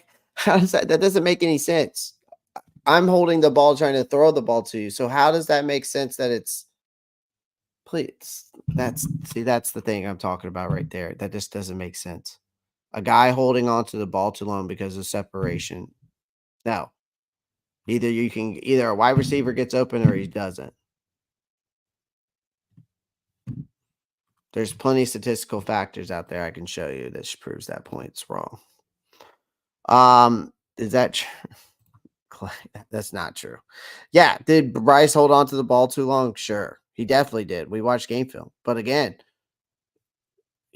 also there's also multiple times I saw where guys weren't creating separation either, and then he's either getting sacked if the pressure's on or he's throwing the ball away. I mean, again, there's also statistical factors out there I've seen where I can show you plenty of statistical factors that proves that Carolina had one of the worst separations. Definitely not wrong. I mean, you can believe that Bryce is bust. That's fine. But I'm still going to prove that there is separation issues. And there is plenty. And I can show you that. I mean, here's a perfect example. Right here. So I'll stop this just to prove this to Dark real quick. This is a chart. This is a receiving track data scores, first read target shares. So open score. This is how the percentage of them getting open. Okay, look where Deontay Johnson is. He's all the way up here around 70, between 75 and 80. So he's probably around 77% that this man gets open. Adam Thielen's right up here around 65. Of course, that was Bryce's favorite target because he was the only one getting open. Then you had Jonathan Mingo down here at a 22% open rate. So again, stats don't lie.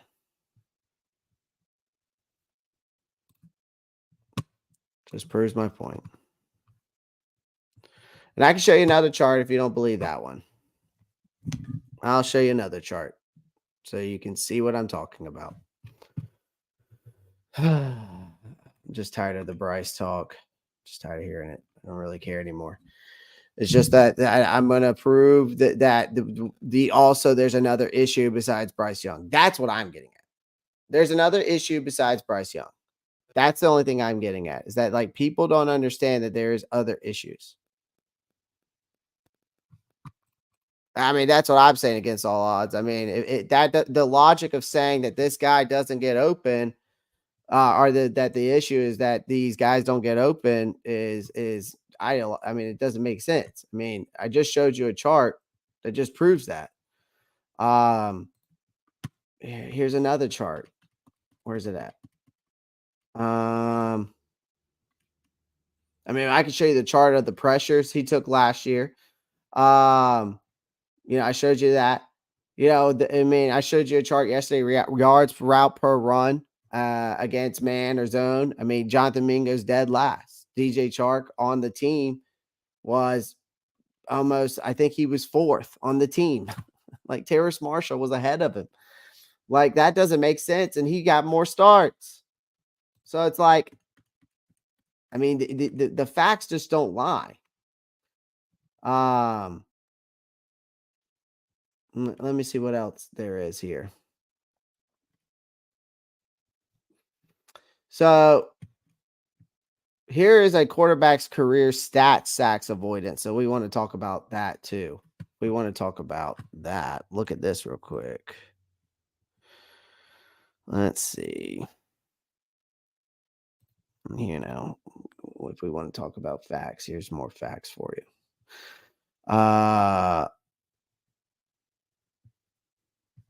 That's what I'm saying, man, dude. Between everything that went on in this organization, that's what I'm getting at with people. You have to put everything else into consideration. Like, we cannot just factor in just one thing that Bryce is it. Yes, Bryce has his issues. I will admit to that. I'm all about that. But he also, I mean, again, I can share this with you. If you want to go in the Discord, join the Discord. All those charts in there that I'm going to show you proves my point as to why. Here, I will show you a good chart that you all need to see. Here's a chart you all need to see. This is how often quarterbacks throws to open/wide open receivers chart accuracy. So the percentage of the throws where a receiver has open separation. Look where Bryce Young's at over here. This was between weeks 1 through 10 last year. Percentages of throws where receivers were open. So right here.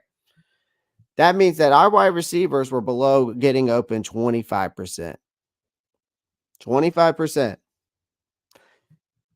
75% of his accuracy rate. So he was throwing into tight windows last year.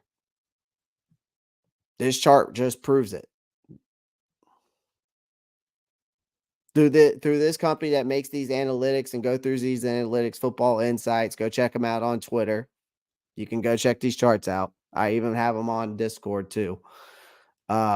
This just proves that wide receivers was a major issue last year of getting open. This just proves that you obviously weren't watching the same games I was, and that I was breaking down week by week. And I told y'all there was wide receiver separation issues all last season. And then I factored in everything else, of course, with the fact that Bryce got sacked, 62 times and had over 40 plus pressures throughout the season. But again, the wide receiver separation issue was major. Just based off the first 10 weeks of the season. This is just based off the first 10 weeks of the season last year. Bryce Young was throwing above 75% of accuracy, which means he was throwing in tight windows at above 75%. And then the below, where the 25% all the way up, again, that just percentage throws where the receiver has open separation. Less than 25% of our wide receivers last year from week 1 to week 10 were getting open. I just want that to be known out there. Okay. Look at Tua Tagovailoa all the way to the right. So that proves that Tua Tagovailoa between Tyreek Hill and Jalen Waddle were just getting open. And that's why his open success rate was above 40%, but still only completed 60% of his passes, maybe, I guess, 55 between 65. So again, I got receipts, folks. I got receipts. So again, just letting y'all know. I'm going to cook all these people in Bryce Ball's outlet season, dude. If he does, he does. If he doesn't, again, I'm 50-50 on the kid. Y'all know me, 50-50 on the kid. But again, at the same time, facts are facts, and you can't deny the facts.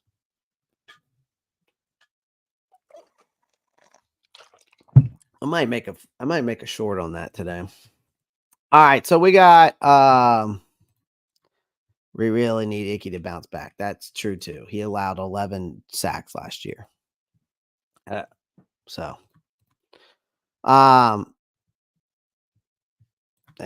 exactly. All right, so 39th pick. We got the center, so we got to go pass rusher here. I think because I feel, again, we know this wide receiver draft class is deep, right? We know the wide receivers draft class is deep. Sorry, I got on my rant, right? Y'all get me on this Bryce rant every single time of this show. Every single time, it never fails. Someone gets me on the Bryce rant. Never fails. So again, we got Chris Boswell, Troy Franklin to choose from, of course. Then you got Adiza Isaac. Again, the value is for Adiza makes sense. Like, I mean, I think he fits the narrative. I think Chris Broswell, though, fits the 3-4 scheme better. I think Adiza does need it, but again, Adiza does need to. You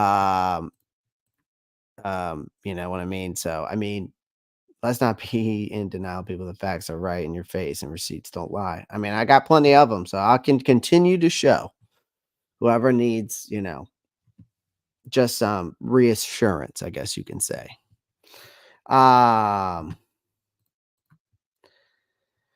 So again, Adiza has to gain some weight. That is his issue. Apparently, from PFF, their first look at him, it says that he has to needs to pack some extra pounds for his strength and stuff. So I'm gonna go ahead. I've already looked into Chris Broswell. He fits in the 3-4 fit perfectly. So I'm gonna go with Chris Broswell here. All right. So now we get our pass rusher because this wide receiver draft class is so deep. Mm.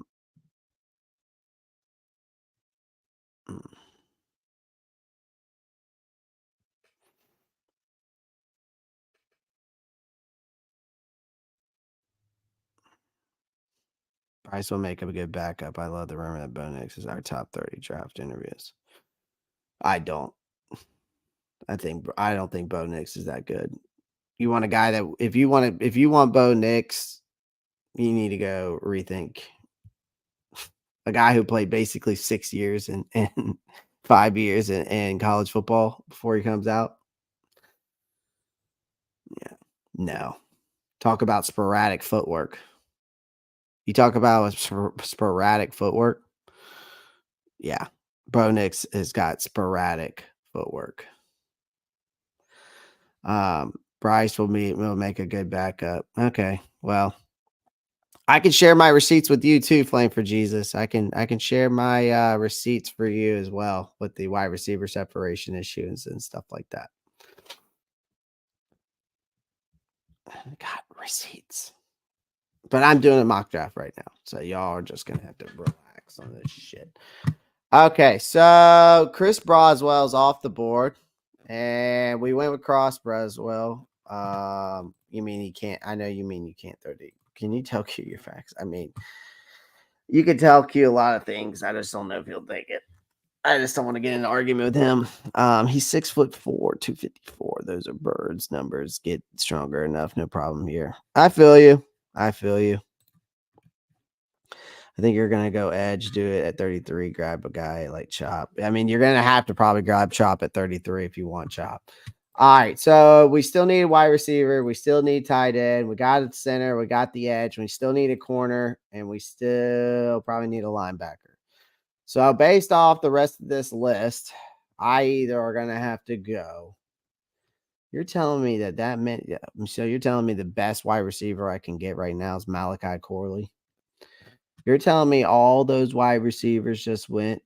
So you're telling me right now. Nah, I'm not gonna go. I'm not gonna start a freaking flame under Q's butt. Q's gonna go off.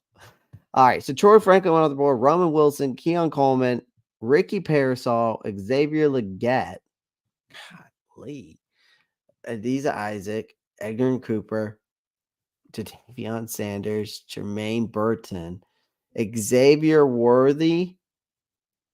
Yo, this draft is wild today, man. How the fuck? There's no way. There's no way. You're telling me that all those wide receivers, even Jalen Polk, went off the board at that early? Dude, this is insane.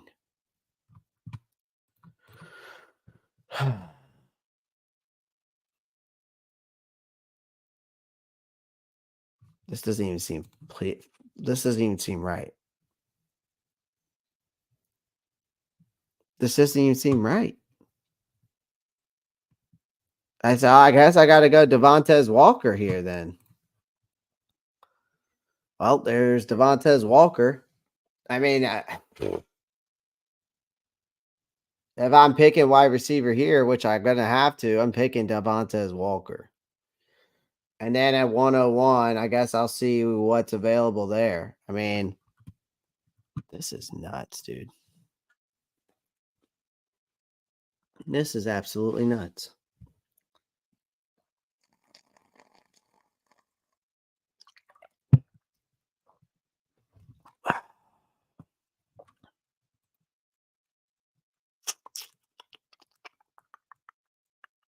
You know the thing that sucks about YouTube, man, which would make our I feel like our live streams a lot more better is like if we could actually like play music like TikTok, TikTok, those guys do the live streams and they can play like regular music on the background and not get like, tagged for it. And I wish that like YouTube would somehow, some way get a license or something to allow that because for some reason in TikTok they can. Like they'll be playing like radio music or something, and not get, kicked off or bumped. I don't understand it. So I wish that they would do the same thing with TikTok or I mean YouTube where we could play music. I think it would make our live streams more entertaining.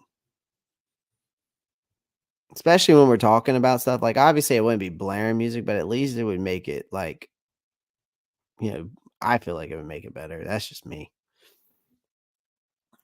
Dude, this draft is wild. This draft is fucking wild. All right, so we still got a tie. We need a tight end. I don't think he'll be. I mean, again, playing for Jesus. I'm going for the best available there. I mean, y'all. I mean, again, you don't have to agree with the pick. I'm just going for best available. And again, he was the best available in my opinion. Let's see. We need a linebacker, but we also need a corner. And we need a tight end.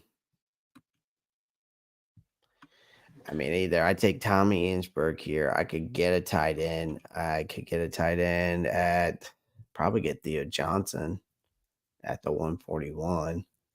I could get JD Burton at the 142. And then, but in the corner aspects of things, I could get DJ James now, Chris Abrams now.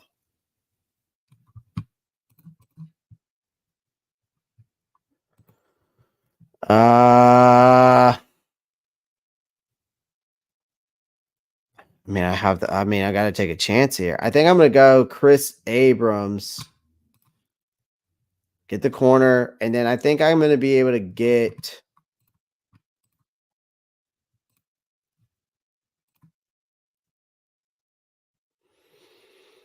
Baker over Walker. Some people like Baker over Walker. I think that both of them are the same type of wide receiver. They're not, their route trees aren't very big. I mean, again, I still think with Devonta, I get it. Everybody says that the we don't need a deep threat wide receiver. You need a guy that has a good route tree. You need the Ricky Parasols, the Malachi Corleys.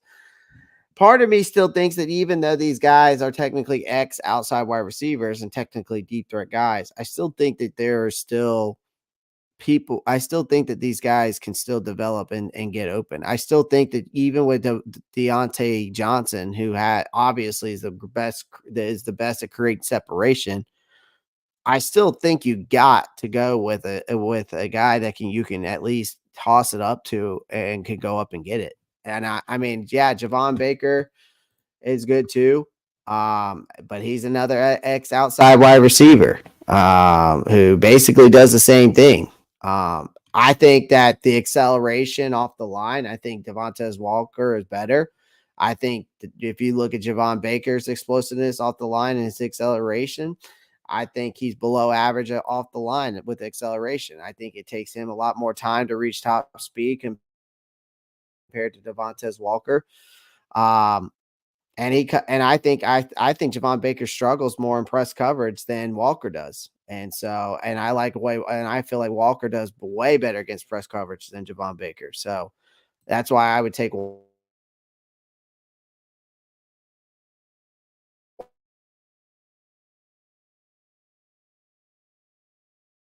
Walker.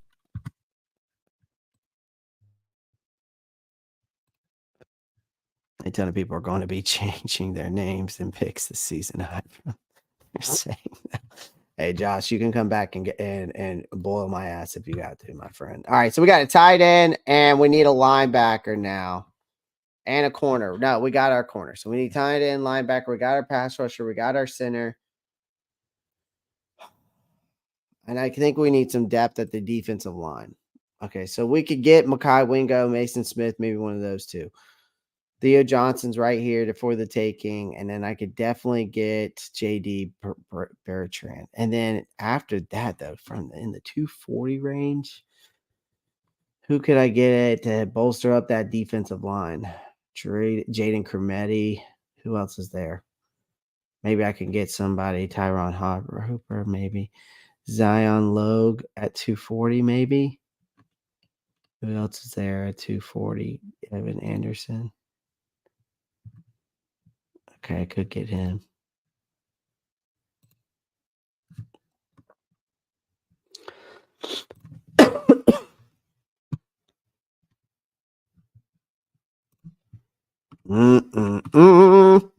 But what tight end could I get in the later round here? So another tight end I could get Tanner McLaughlin or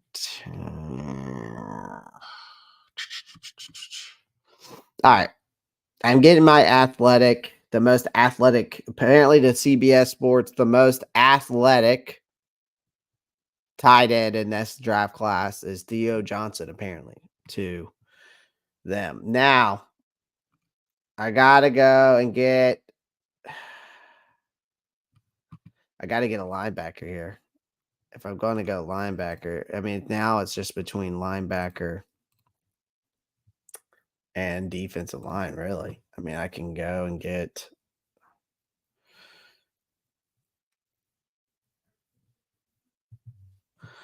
Logan Lee. Okay. Logan Lee. So Mekhi Wingo. I like him a little bit better. Looks like Logan Lee's about right there with the run defense.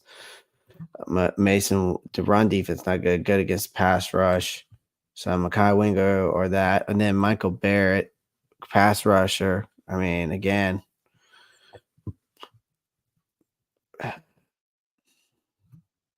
Does it tell me how many sacks this linebacker got if he's a pass rusher?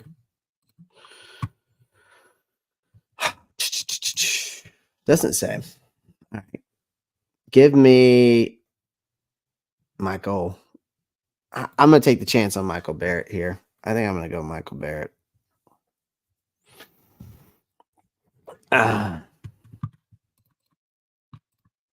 No running back. No. No running back, man. I wonder if I did this on another draft board. Anybody like to use any other mock draft simulators? Tell me now. Maybe this. Okay, so here's one for PFF. I wonder what's another one. Mock draft simulator. The PFF one, you got the Pro Football, you got the NFL Draft Buzz. All right. Let's try this one next. Let's try that one next. Yo.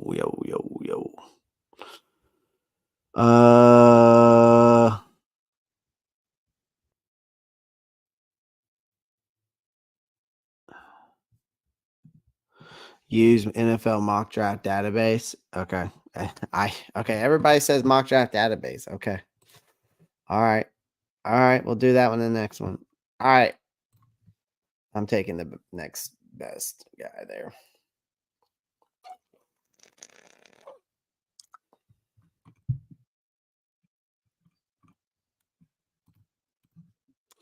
Zach Frazier, B+, Chris Broswell, A, Devontae Walker, B, Chris Abrams, Theo, Michael, Jaden. Not good. I mean, a B+. Total different story. Total different story. You know what I mean? All right. We'll do a different one. Since y'all recommend this one, let's do this one instead. All right, let's do this one instead.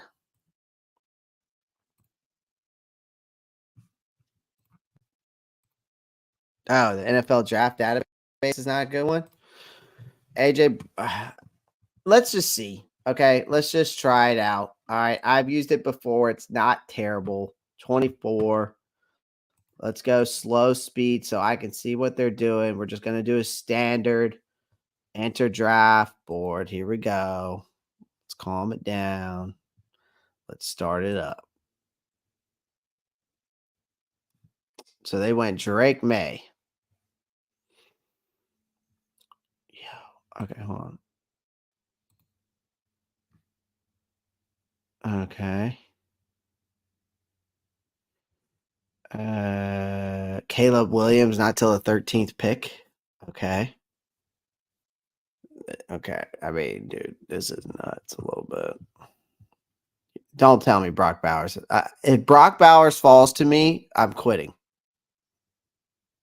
Okay. Wait, where the yo? Hold on. Can I go see who these people picked? Can I go see who these people picked? I want to see who these teams picked.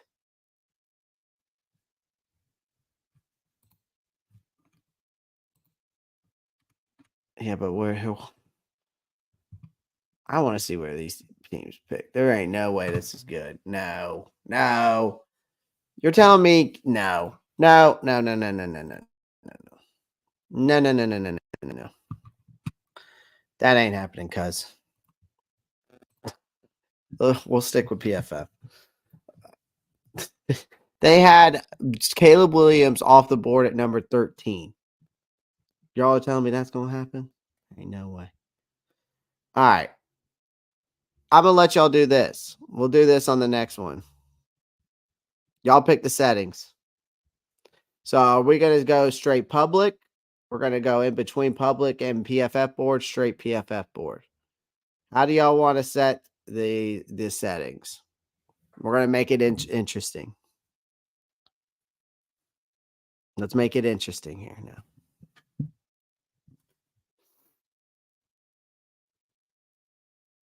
You tell me where you want everything.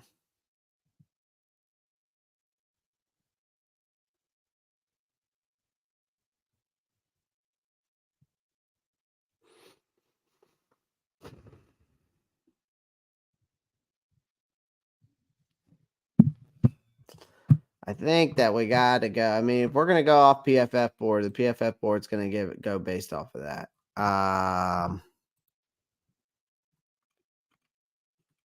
mean, we can go with the public settings. I'm praying for something on the scale of better hours. Did you hear about Bryce Young getting neck surgery? I think I told them right after he signed. Yeah, I mean, he's going to miss part of training camp now because of the neck surgery. I think that I think they like Clowney, but are betting on a good edge at 33. Could be. All right, we'll go all public on this one. I'm going to go care position value right here. I'm going to move this draft needs down to just a little bit. I'm going to move this down just one. Randomness, I mean, there has to be a little bit of randomness, I feel like, in this thing. So I'm going to leave it like that. We'll go public, 7th round. Here we go. Last one of the day. Let's get it.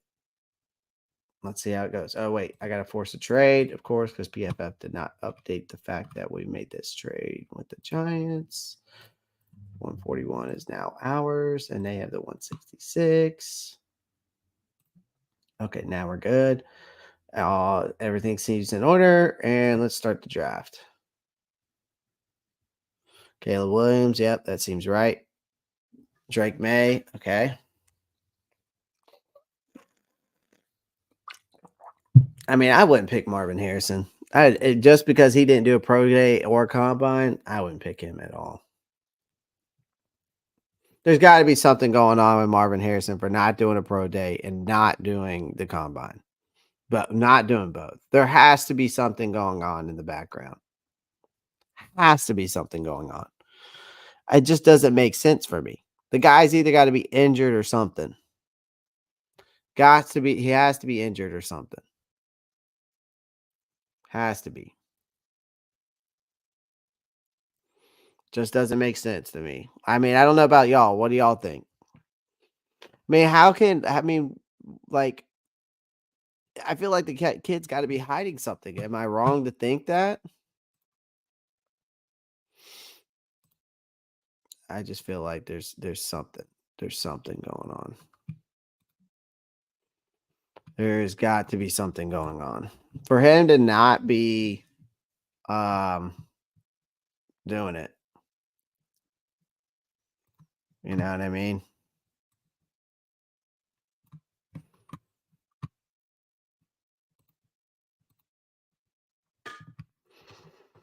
What about you think about Cooper DeJean if he makes it out the first round?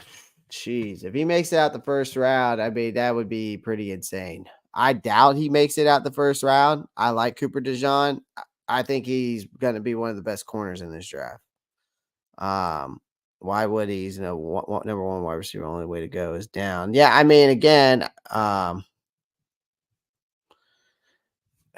it's just the injury. I mean, it's just it makes me think that there is something wrong with him. That makes me think that there's something wrong with him, and he's hiding it.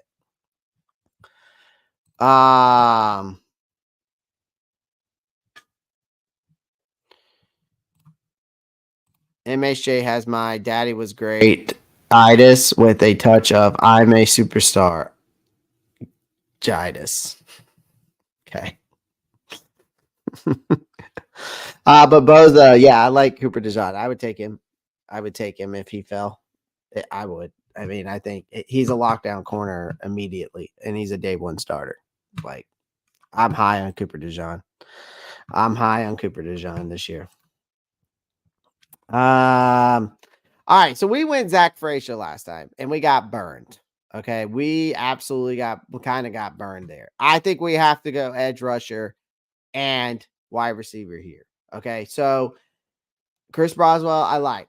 Chop is there. Darius Robinson is there. If it's me, if let's say Chop was there, Darius Robinson wasn't there, or if Chop wasn't there and Darius Robinson was there, I'd take him. I'm not going to take Zach Frazier here, even though I like Zach Frazier with this pick. Now, again, I'm going wide receiver and I'm going edge pass rusher here. I like Chop. I actually like Chop better than I do Chris Boswell. I will be honest in there. Chop's ADP is obviously gone up. Chop Robinson might even go into the first round. I'm going to take Chop with the first pick. Okay. I'm going to take Chop with the first pick. We're not making any trade backs here. We're going straight up draft. So we got Chop. We got our edge rusher here. Zach Frazier's off the board. That's fine. Still going to get a center. We're still going to get a center at some point. I don't know if it'll be with the third pick. We'll see if someone's there. But I still think we go wide receiver here. So we're going to go that route. Now, again, I know some of you are like, well, you need to go with a guy with a good route tree. You need to go with a guy that has a good production. Okay. I want to show you something about the wide receivers in this draft class. Okay. So I want to show you this real quick.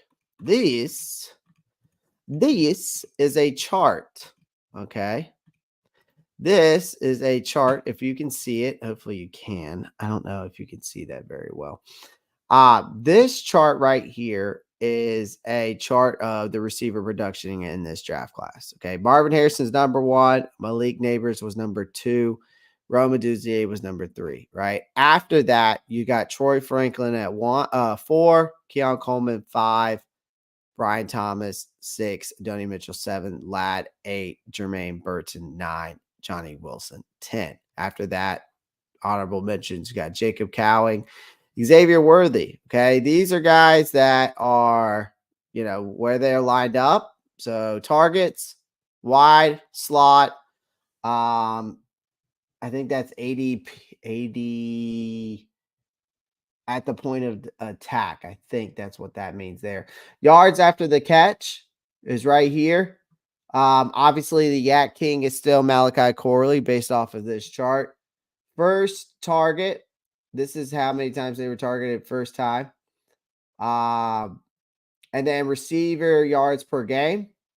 Looks like Rome Duzier led the way in that. And then yards per route run. Marvin Harrison is leading the way on that. So based off of this chart, this is where, if you're going based off production, Troy Franklin and Keon Coleman, who are available right now, I'd say, we got to go after Troy Franklin based off, if we're talking about the production, right? We want the most productive wide receivers. Ricky Parasol's way down there. I know I could get him right now. And I know a lot of you in the chat like him, but I think I still got to go with Troy Franklin. I think Franklin kind of can do it all. Honestly, I think he checks off all the boxes. And then getting him at 39, I don't think is a bad pick here. So I'm going to go with Troy Franklin with the 39th pick. So now, of course, we get the pass. We went the route that seems to be what everybody's saying, right? Pass rusher. It seems a lot of people are going pass rusher and wide receiver. Some people have it where it's wide receiver, pass rusher. Some people have it center, wide receiver. Some people have it center, pass rusher. I mean, it's just a lot of people have us going different ways in the draft.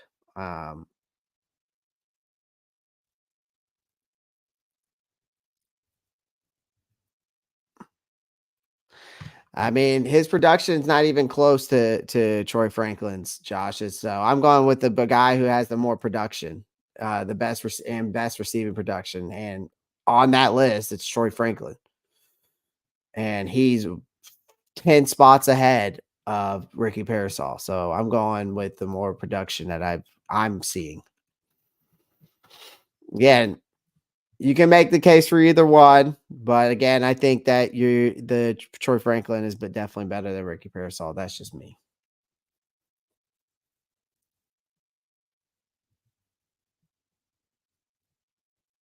All right, now we got we got to go center, right? We got to go center here. I mean, Cedric Van Pran is just so.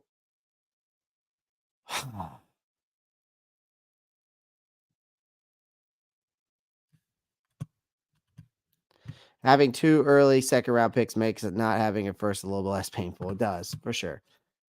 This is very, very tough for me, man. Like, I want Cedric Van Pran, but his value is just not in this zone of the 60s. Neither one of these guys, the rest of these guys, are in the zone of that. I mean, it's so hard for me to go.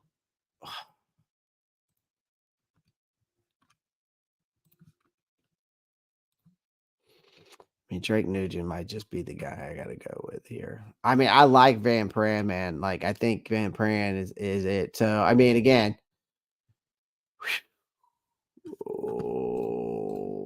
nobody has it like Dan said. I think the first two picks are linebacker, edge rusher, receiver in the third. It's okay. Like I called a troll in my dynasty leagues last season, drafting Tank down the fourth round. Yeah, well, look how that worked out for you, Josh. All right, so let's see what we have available. We got the wide receiver, so let's go tight end. Let's go corner, defensive line, still center, and so we need tight end, center, corner, defensive line, linebacker. I mean, if I'm going anybody here, I'm going Edgerrin Cooper automatically. I mean, if we're talking about a linebacker, I mean, we're going best available. I mean, or we go and we get Devondre Sweat in the middle. I mean, Kyrie Jackson, not a bad corner, but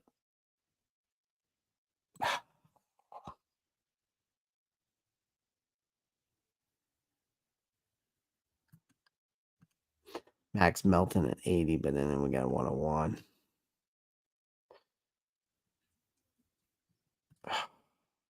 I mean, here's the thing. We got our pass rusher.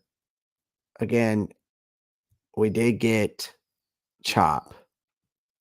He's going to be on the other side of DJ Wanu. if we technically think about it that way. And we got Josie Jewell and Shaq in the middle. So am I going to get Edgerrin Cooper and putting him behind DJ Ekwonu, or is Edgerrin Cooper going to be going out there and basically competing with Chop?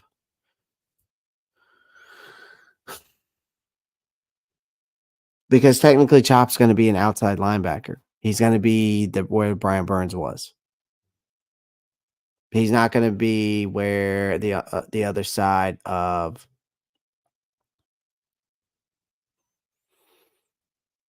he's not going to be where, on the other side of where Derek Brown is, because Deshaun's going to go in the middle. You got Derek Brown on the other edge, and then you got, so then, what, Shy Total on the other side of a Sean?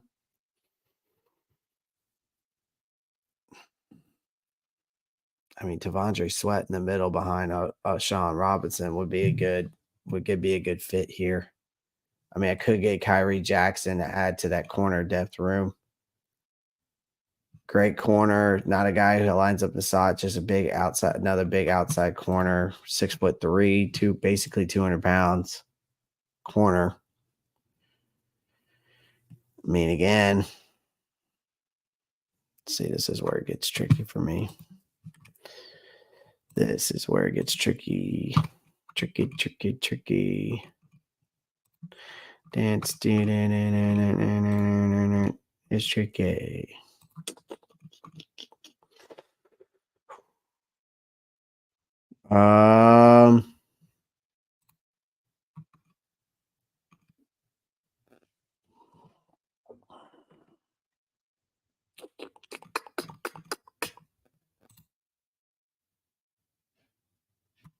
No, so success is inevitable.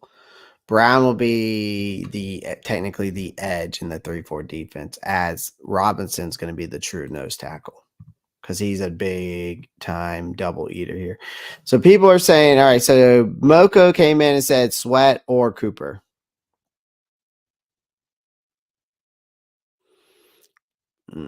But then again, we got to get a corner. And we need a tight end.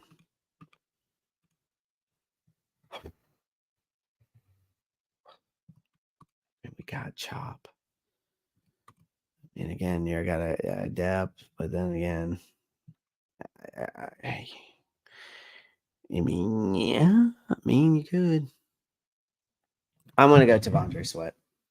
It's hard for me to not bolster up that. I'm going with the trenches move. I'm going gonna go Tavondre Sweat there. 101 is definitely gonna be my center. 101 is definitely gonna be my center. I mean, unless I wait and get Drake Nugent at 142. I have a feeling the way that these picks are set up, I truly think Carolina is going to trade back. I think they're going to trade back at least once, maybe twice in this draft. I really do. I think they're going to try to get as much talent out of this draft class. And I could see them trading back the 33rd and the 39th and taking both of those picks and getting, I think they got to spread out so they get more picks. I mean, they got 8, but again, you got 8 picks total. I still think I could see them trading back. Unless the top talent falls at 33, sure. Yeah, I mean, Mocha, I could see that too. I mean, if the guy that they want's there at 33, yeah, they're not going to trade back. But if the guy's not, I could see them making some moves and then trying to get some more draft capital. I think we try to add some picks in the top 100. I think you in between that 65 and 101, you try to add something and you need to try to add something between the 101 and 141 as well. And I think you definitely need to add something between the 142 and 240. So 3 times trading back, I mean, could happen. But you just gotta, I mean, again, Jeremiah Trotter at 39, it's just too high for me. Drake has a better grade on run and pass blocking than Zach Frazier. I think I don't think he is as athletic though. I think I might go Nugent. I mean, I don't know if I want to take a chance with Bogues Limmer. I mean, because the pass blocking game definitely to me frightens me. And then a true pass second block grade also at a 40.1 does bother me as well. So that's why I might just wait to get Drake Nugent. Again, I could get Zach Zinter. Again, he's been able to. I've heard, and then Trevor Keegan. You know, those guys can have to rotate. But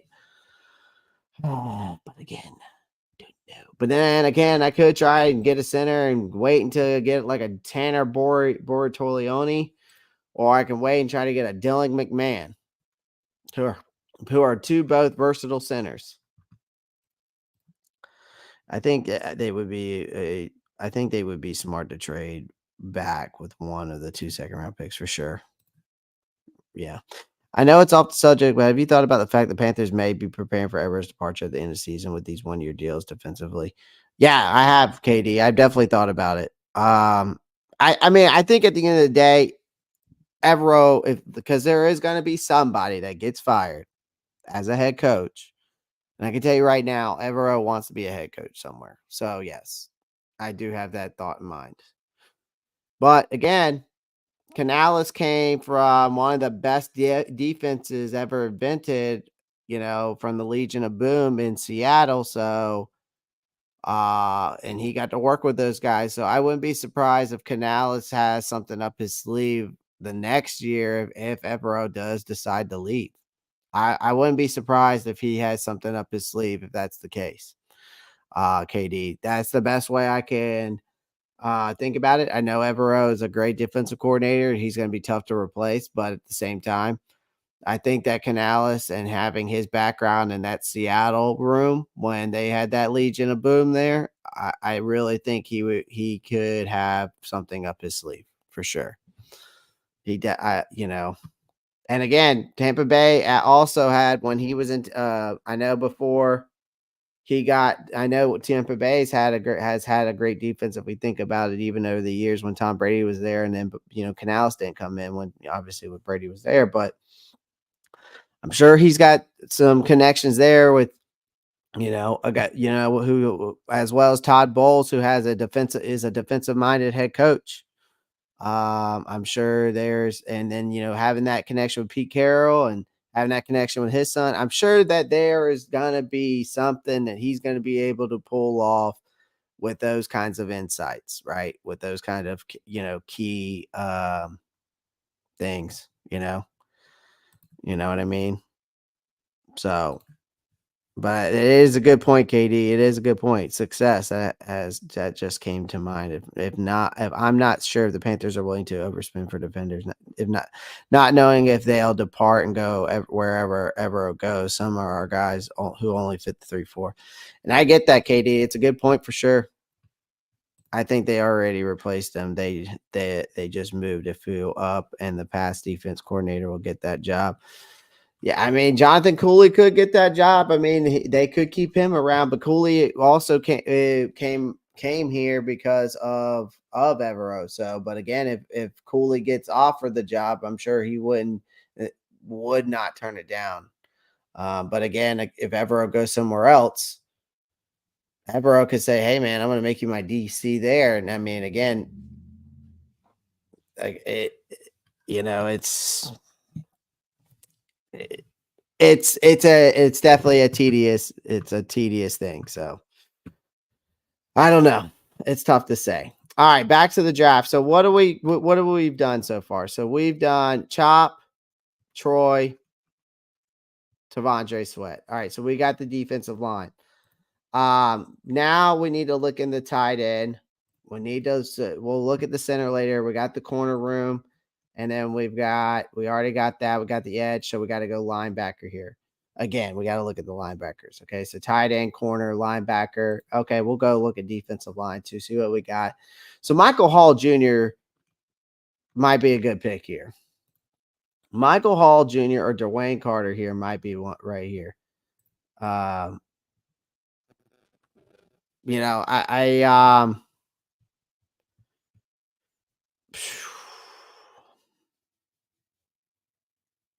think I'm gonna go Michael Hall Jr. here, and then take a corner and a tight end at the 141, 142, like I did kind of in the last one. But then again, well, no, I don't need a defensive line. So what am I talking about here? I just got a defensive line with him. So wait, no, I need tight end, still center, and I still need a corner, and I need a linebacker. Okay. So we got Chop, we got Tavondre Sweat, and we got Troy Franklin. Okay. So now we've bolstered up that defense a little bit more. I could go Eric Hall all here, but again, I'm not too sure. DJ James, I like him, but he's not good against the defense. Very good against man coverage. Zone coverage is a little bit low. Completion percentage 61.5.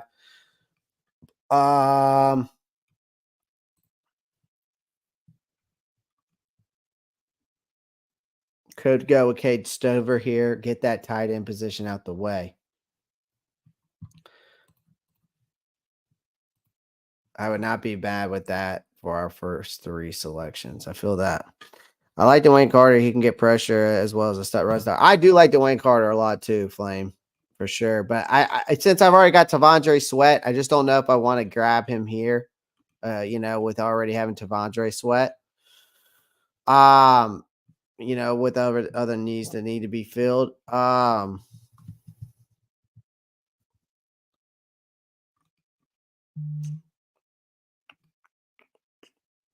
I think I'm going to go Cade Stover at the tight end.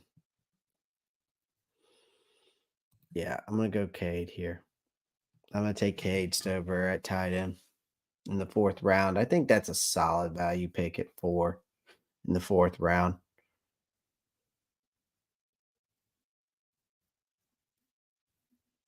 I didn't trade up for him. Didn't have to trade up for him. I do like Dwayne Carter though, Flame, but I just felt like I don't need a Dwayne Carter when I already got Tavondre Sweat, right? And I think Tavondre Sweat's definitely a good piece to have, especially he can learn from O'Shawn as a nose tackle, O'Shawn Robinson. So I think that's a good fit there. So we'll get another lot. So we'll get a tight end. No, we got a tight end. So we got Cade. So we're gonna go and get a center, a linebacker, and a corner to finish it up, and we should be good. A center, a linebacker, and a yeah. So in terms of drafting an edge rusher, should we go for one who can play both because it's not guaranteed that they'll be at the first day season? Sen is my favorite tight end. Who's Sen?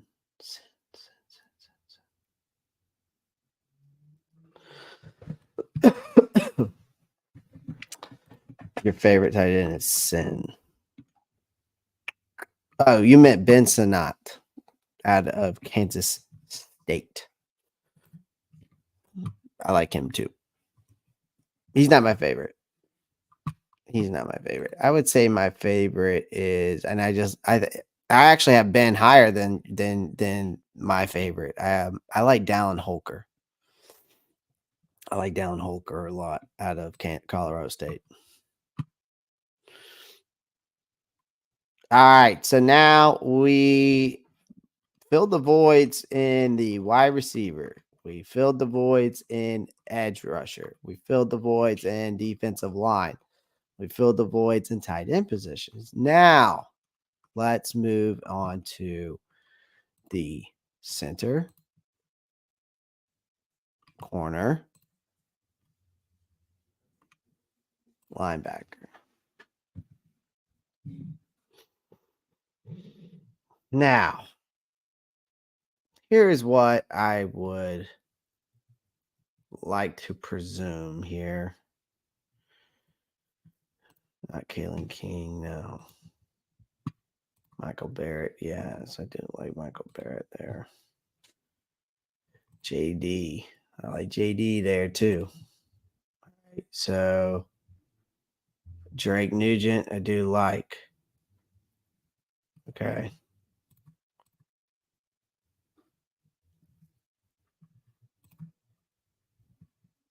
Trade our what? Okay, I am gonna go with then here with these three. Between these three,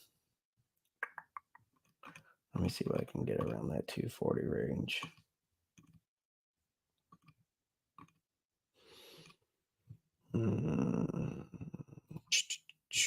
That's not good. It's better. Could. What about Trevor Walls? I might be able to get this guy, Darius. Might be able to get that guy, Darius. So if I go, I mean, what other corner am I going to go with here, though? Oh, man. Coverage, completion, man, run defense. I'm all right with that. So let me take Drake Nugent, the center out of Michigan. Let me take that corner out of Arkansas, Dwight McGaughran. Absolute stud.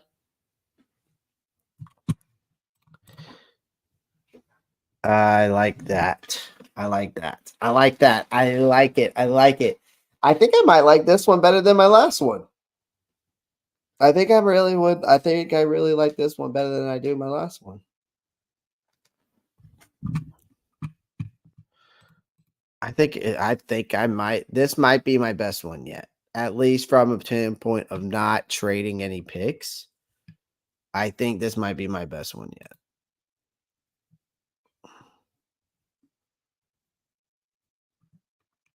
Without making any trades. Obviously, that trade, though, needs to be done. They just haven't updated the system yet. Even though, like, I mean, Dwight McGaughran is nasty. I mean, without making any trades, like, I like this one a lot. I like this one a lot. All right, cool beans. One of these days, we're going to do like a full one. We're going to do a full mock draft, like where I go through and pick teams, or y'all can go in and pick them with me. So, all right, guys, I appreciate everyone joining the live stream. Make sure you pound the like button, subscribe to the channel if you haven't already. Click that post notification bell so you don't miss any new content. Another good show. Always with you guys and guys in the chat. Appreciate everyone in the chat as well. All you guys keeping me in line, but also chatting it up with me. So I appreciate that. So I appreciate everyone joining the live stream. Make sure you pound the like button, subscribe to the channel. Next time I do these mock drafts, I'm going to give you a breakdown in each person I pick too. I got to be better about giving you all that. So again, I appreciate everyone joining the live stream. As always, guys, make sure you join the Discord today. I know that it's already linked into this chat. So if you haven't done it already, please do so. Make sure you follow me on all my social media. I'm very active on there. Other than that, guys, as always, make y'all know what to do. Keep pounding. Peace.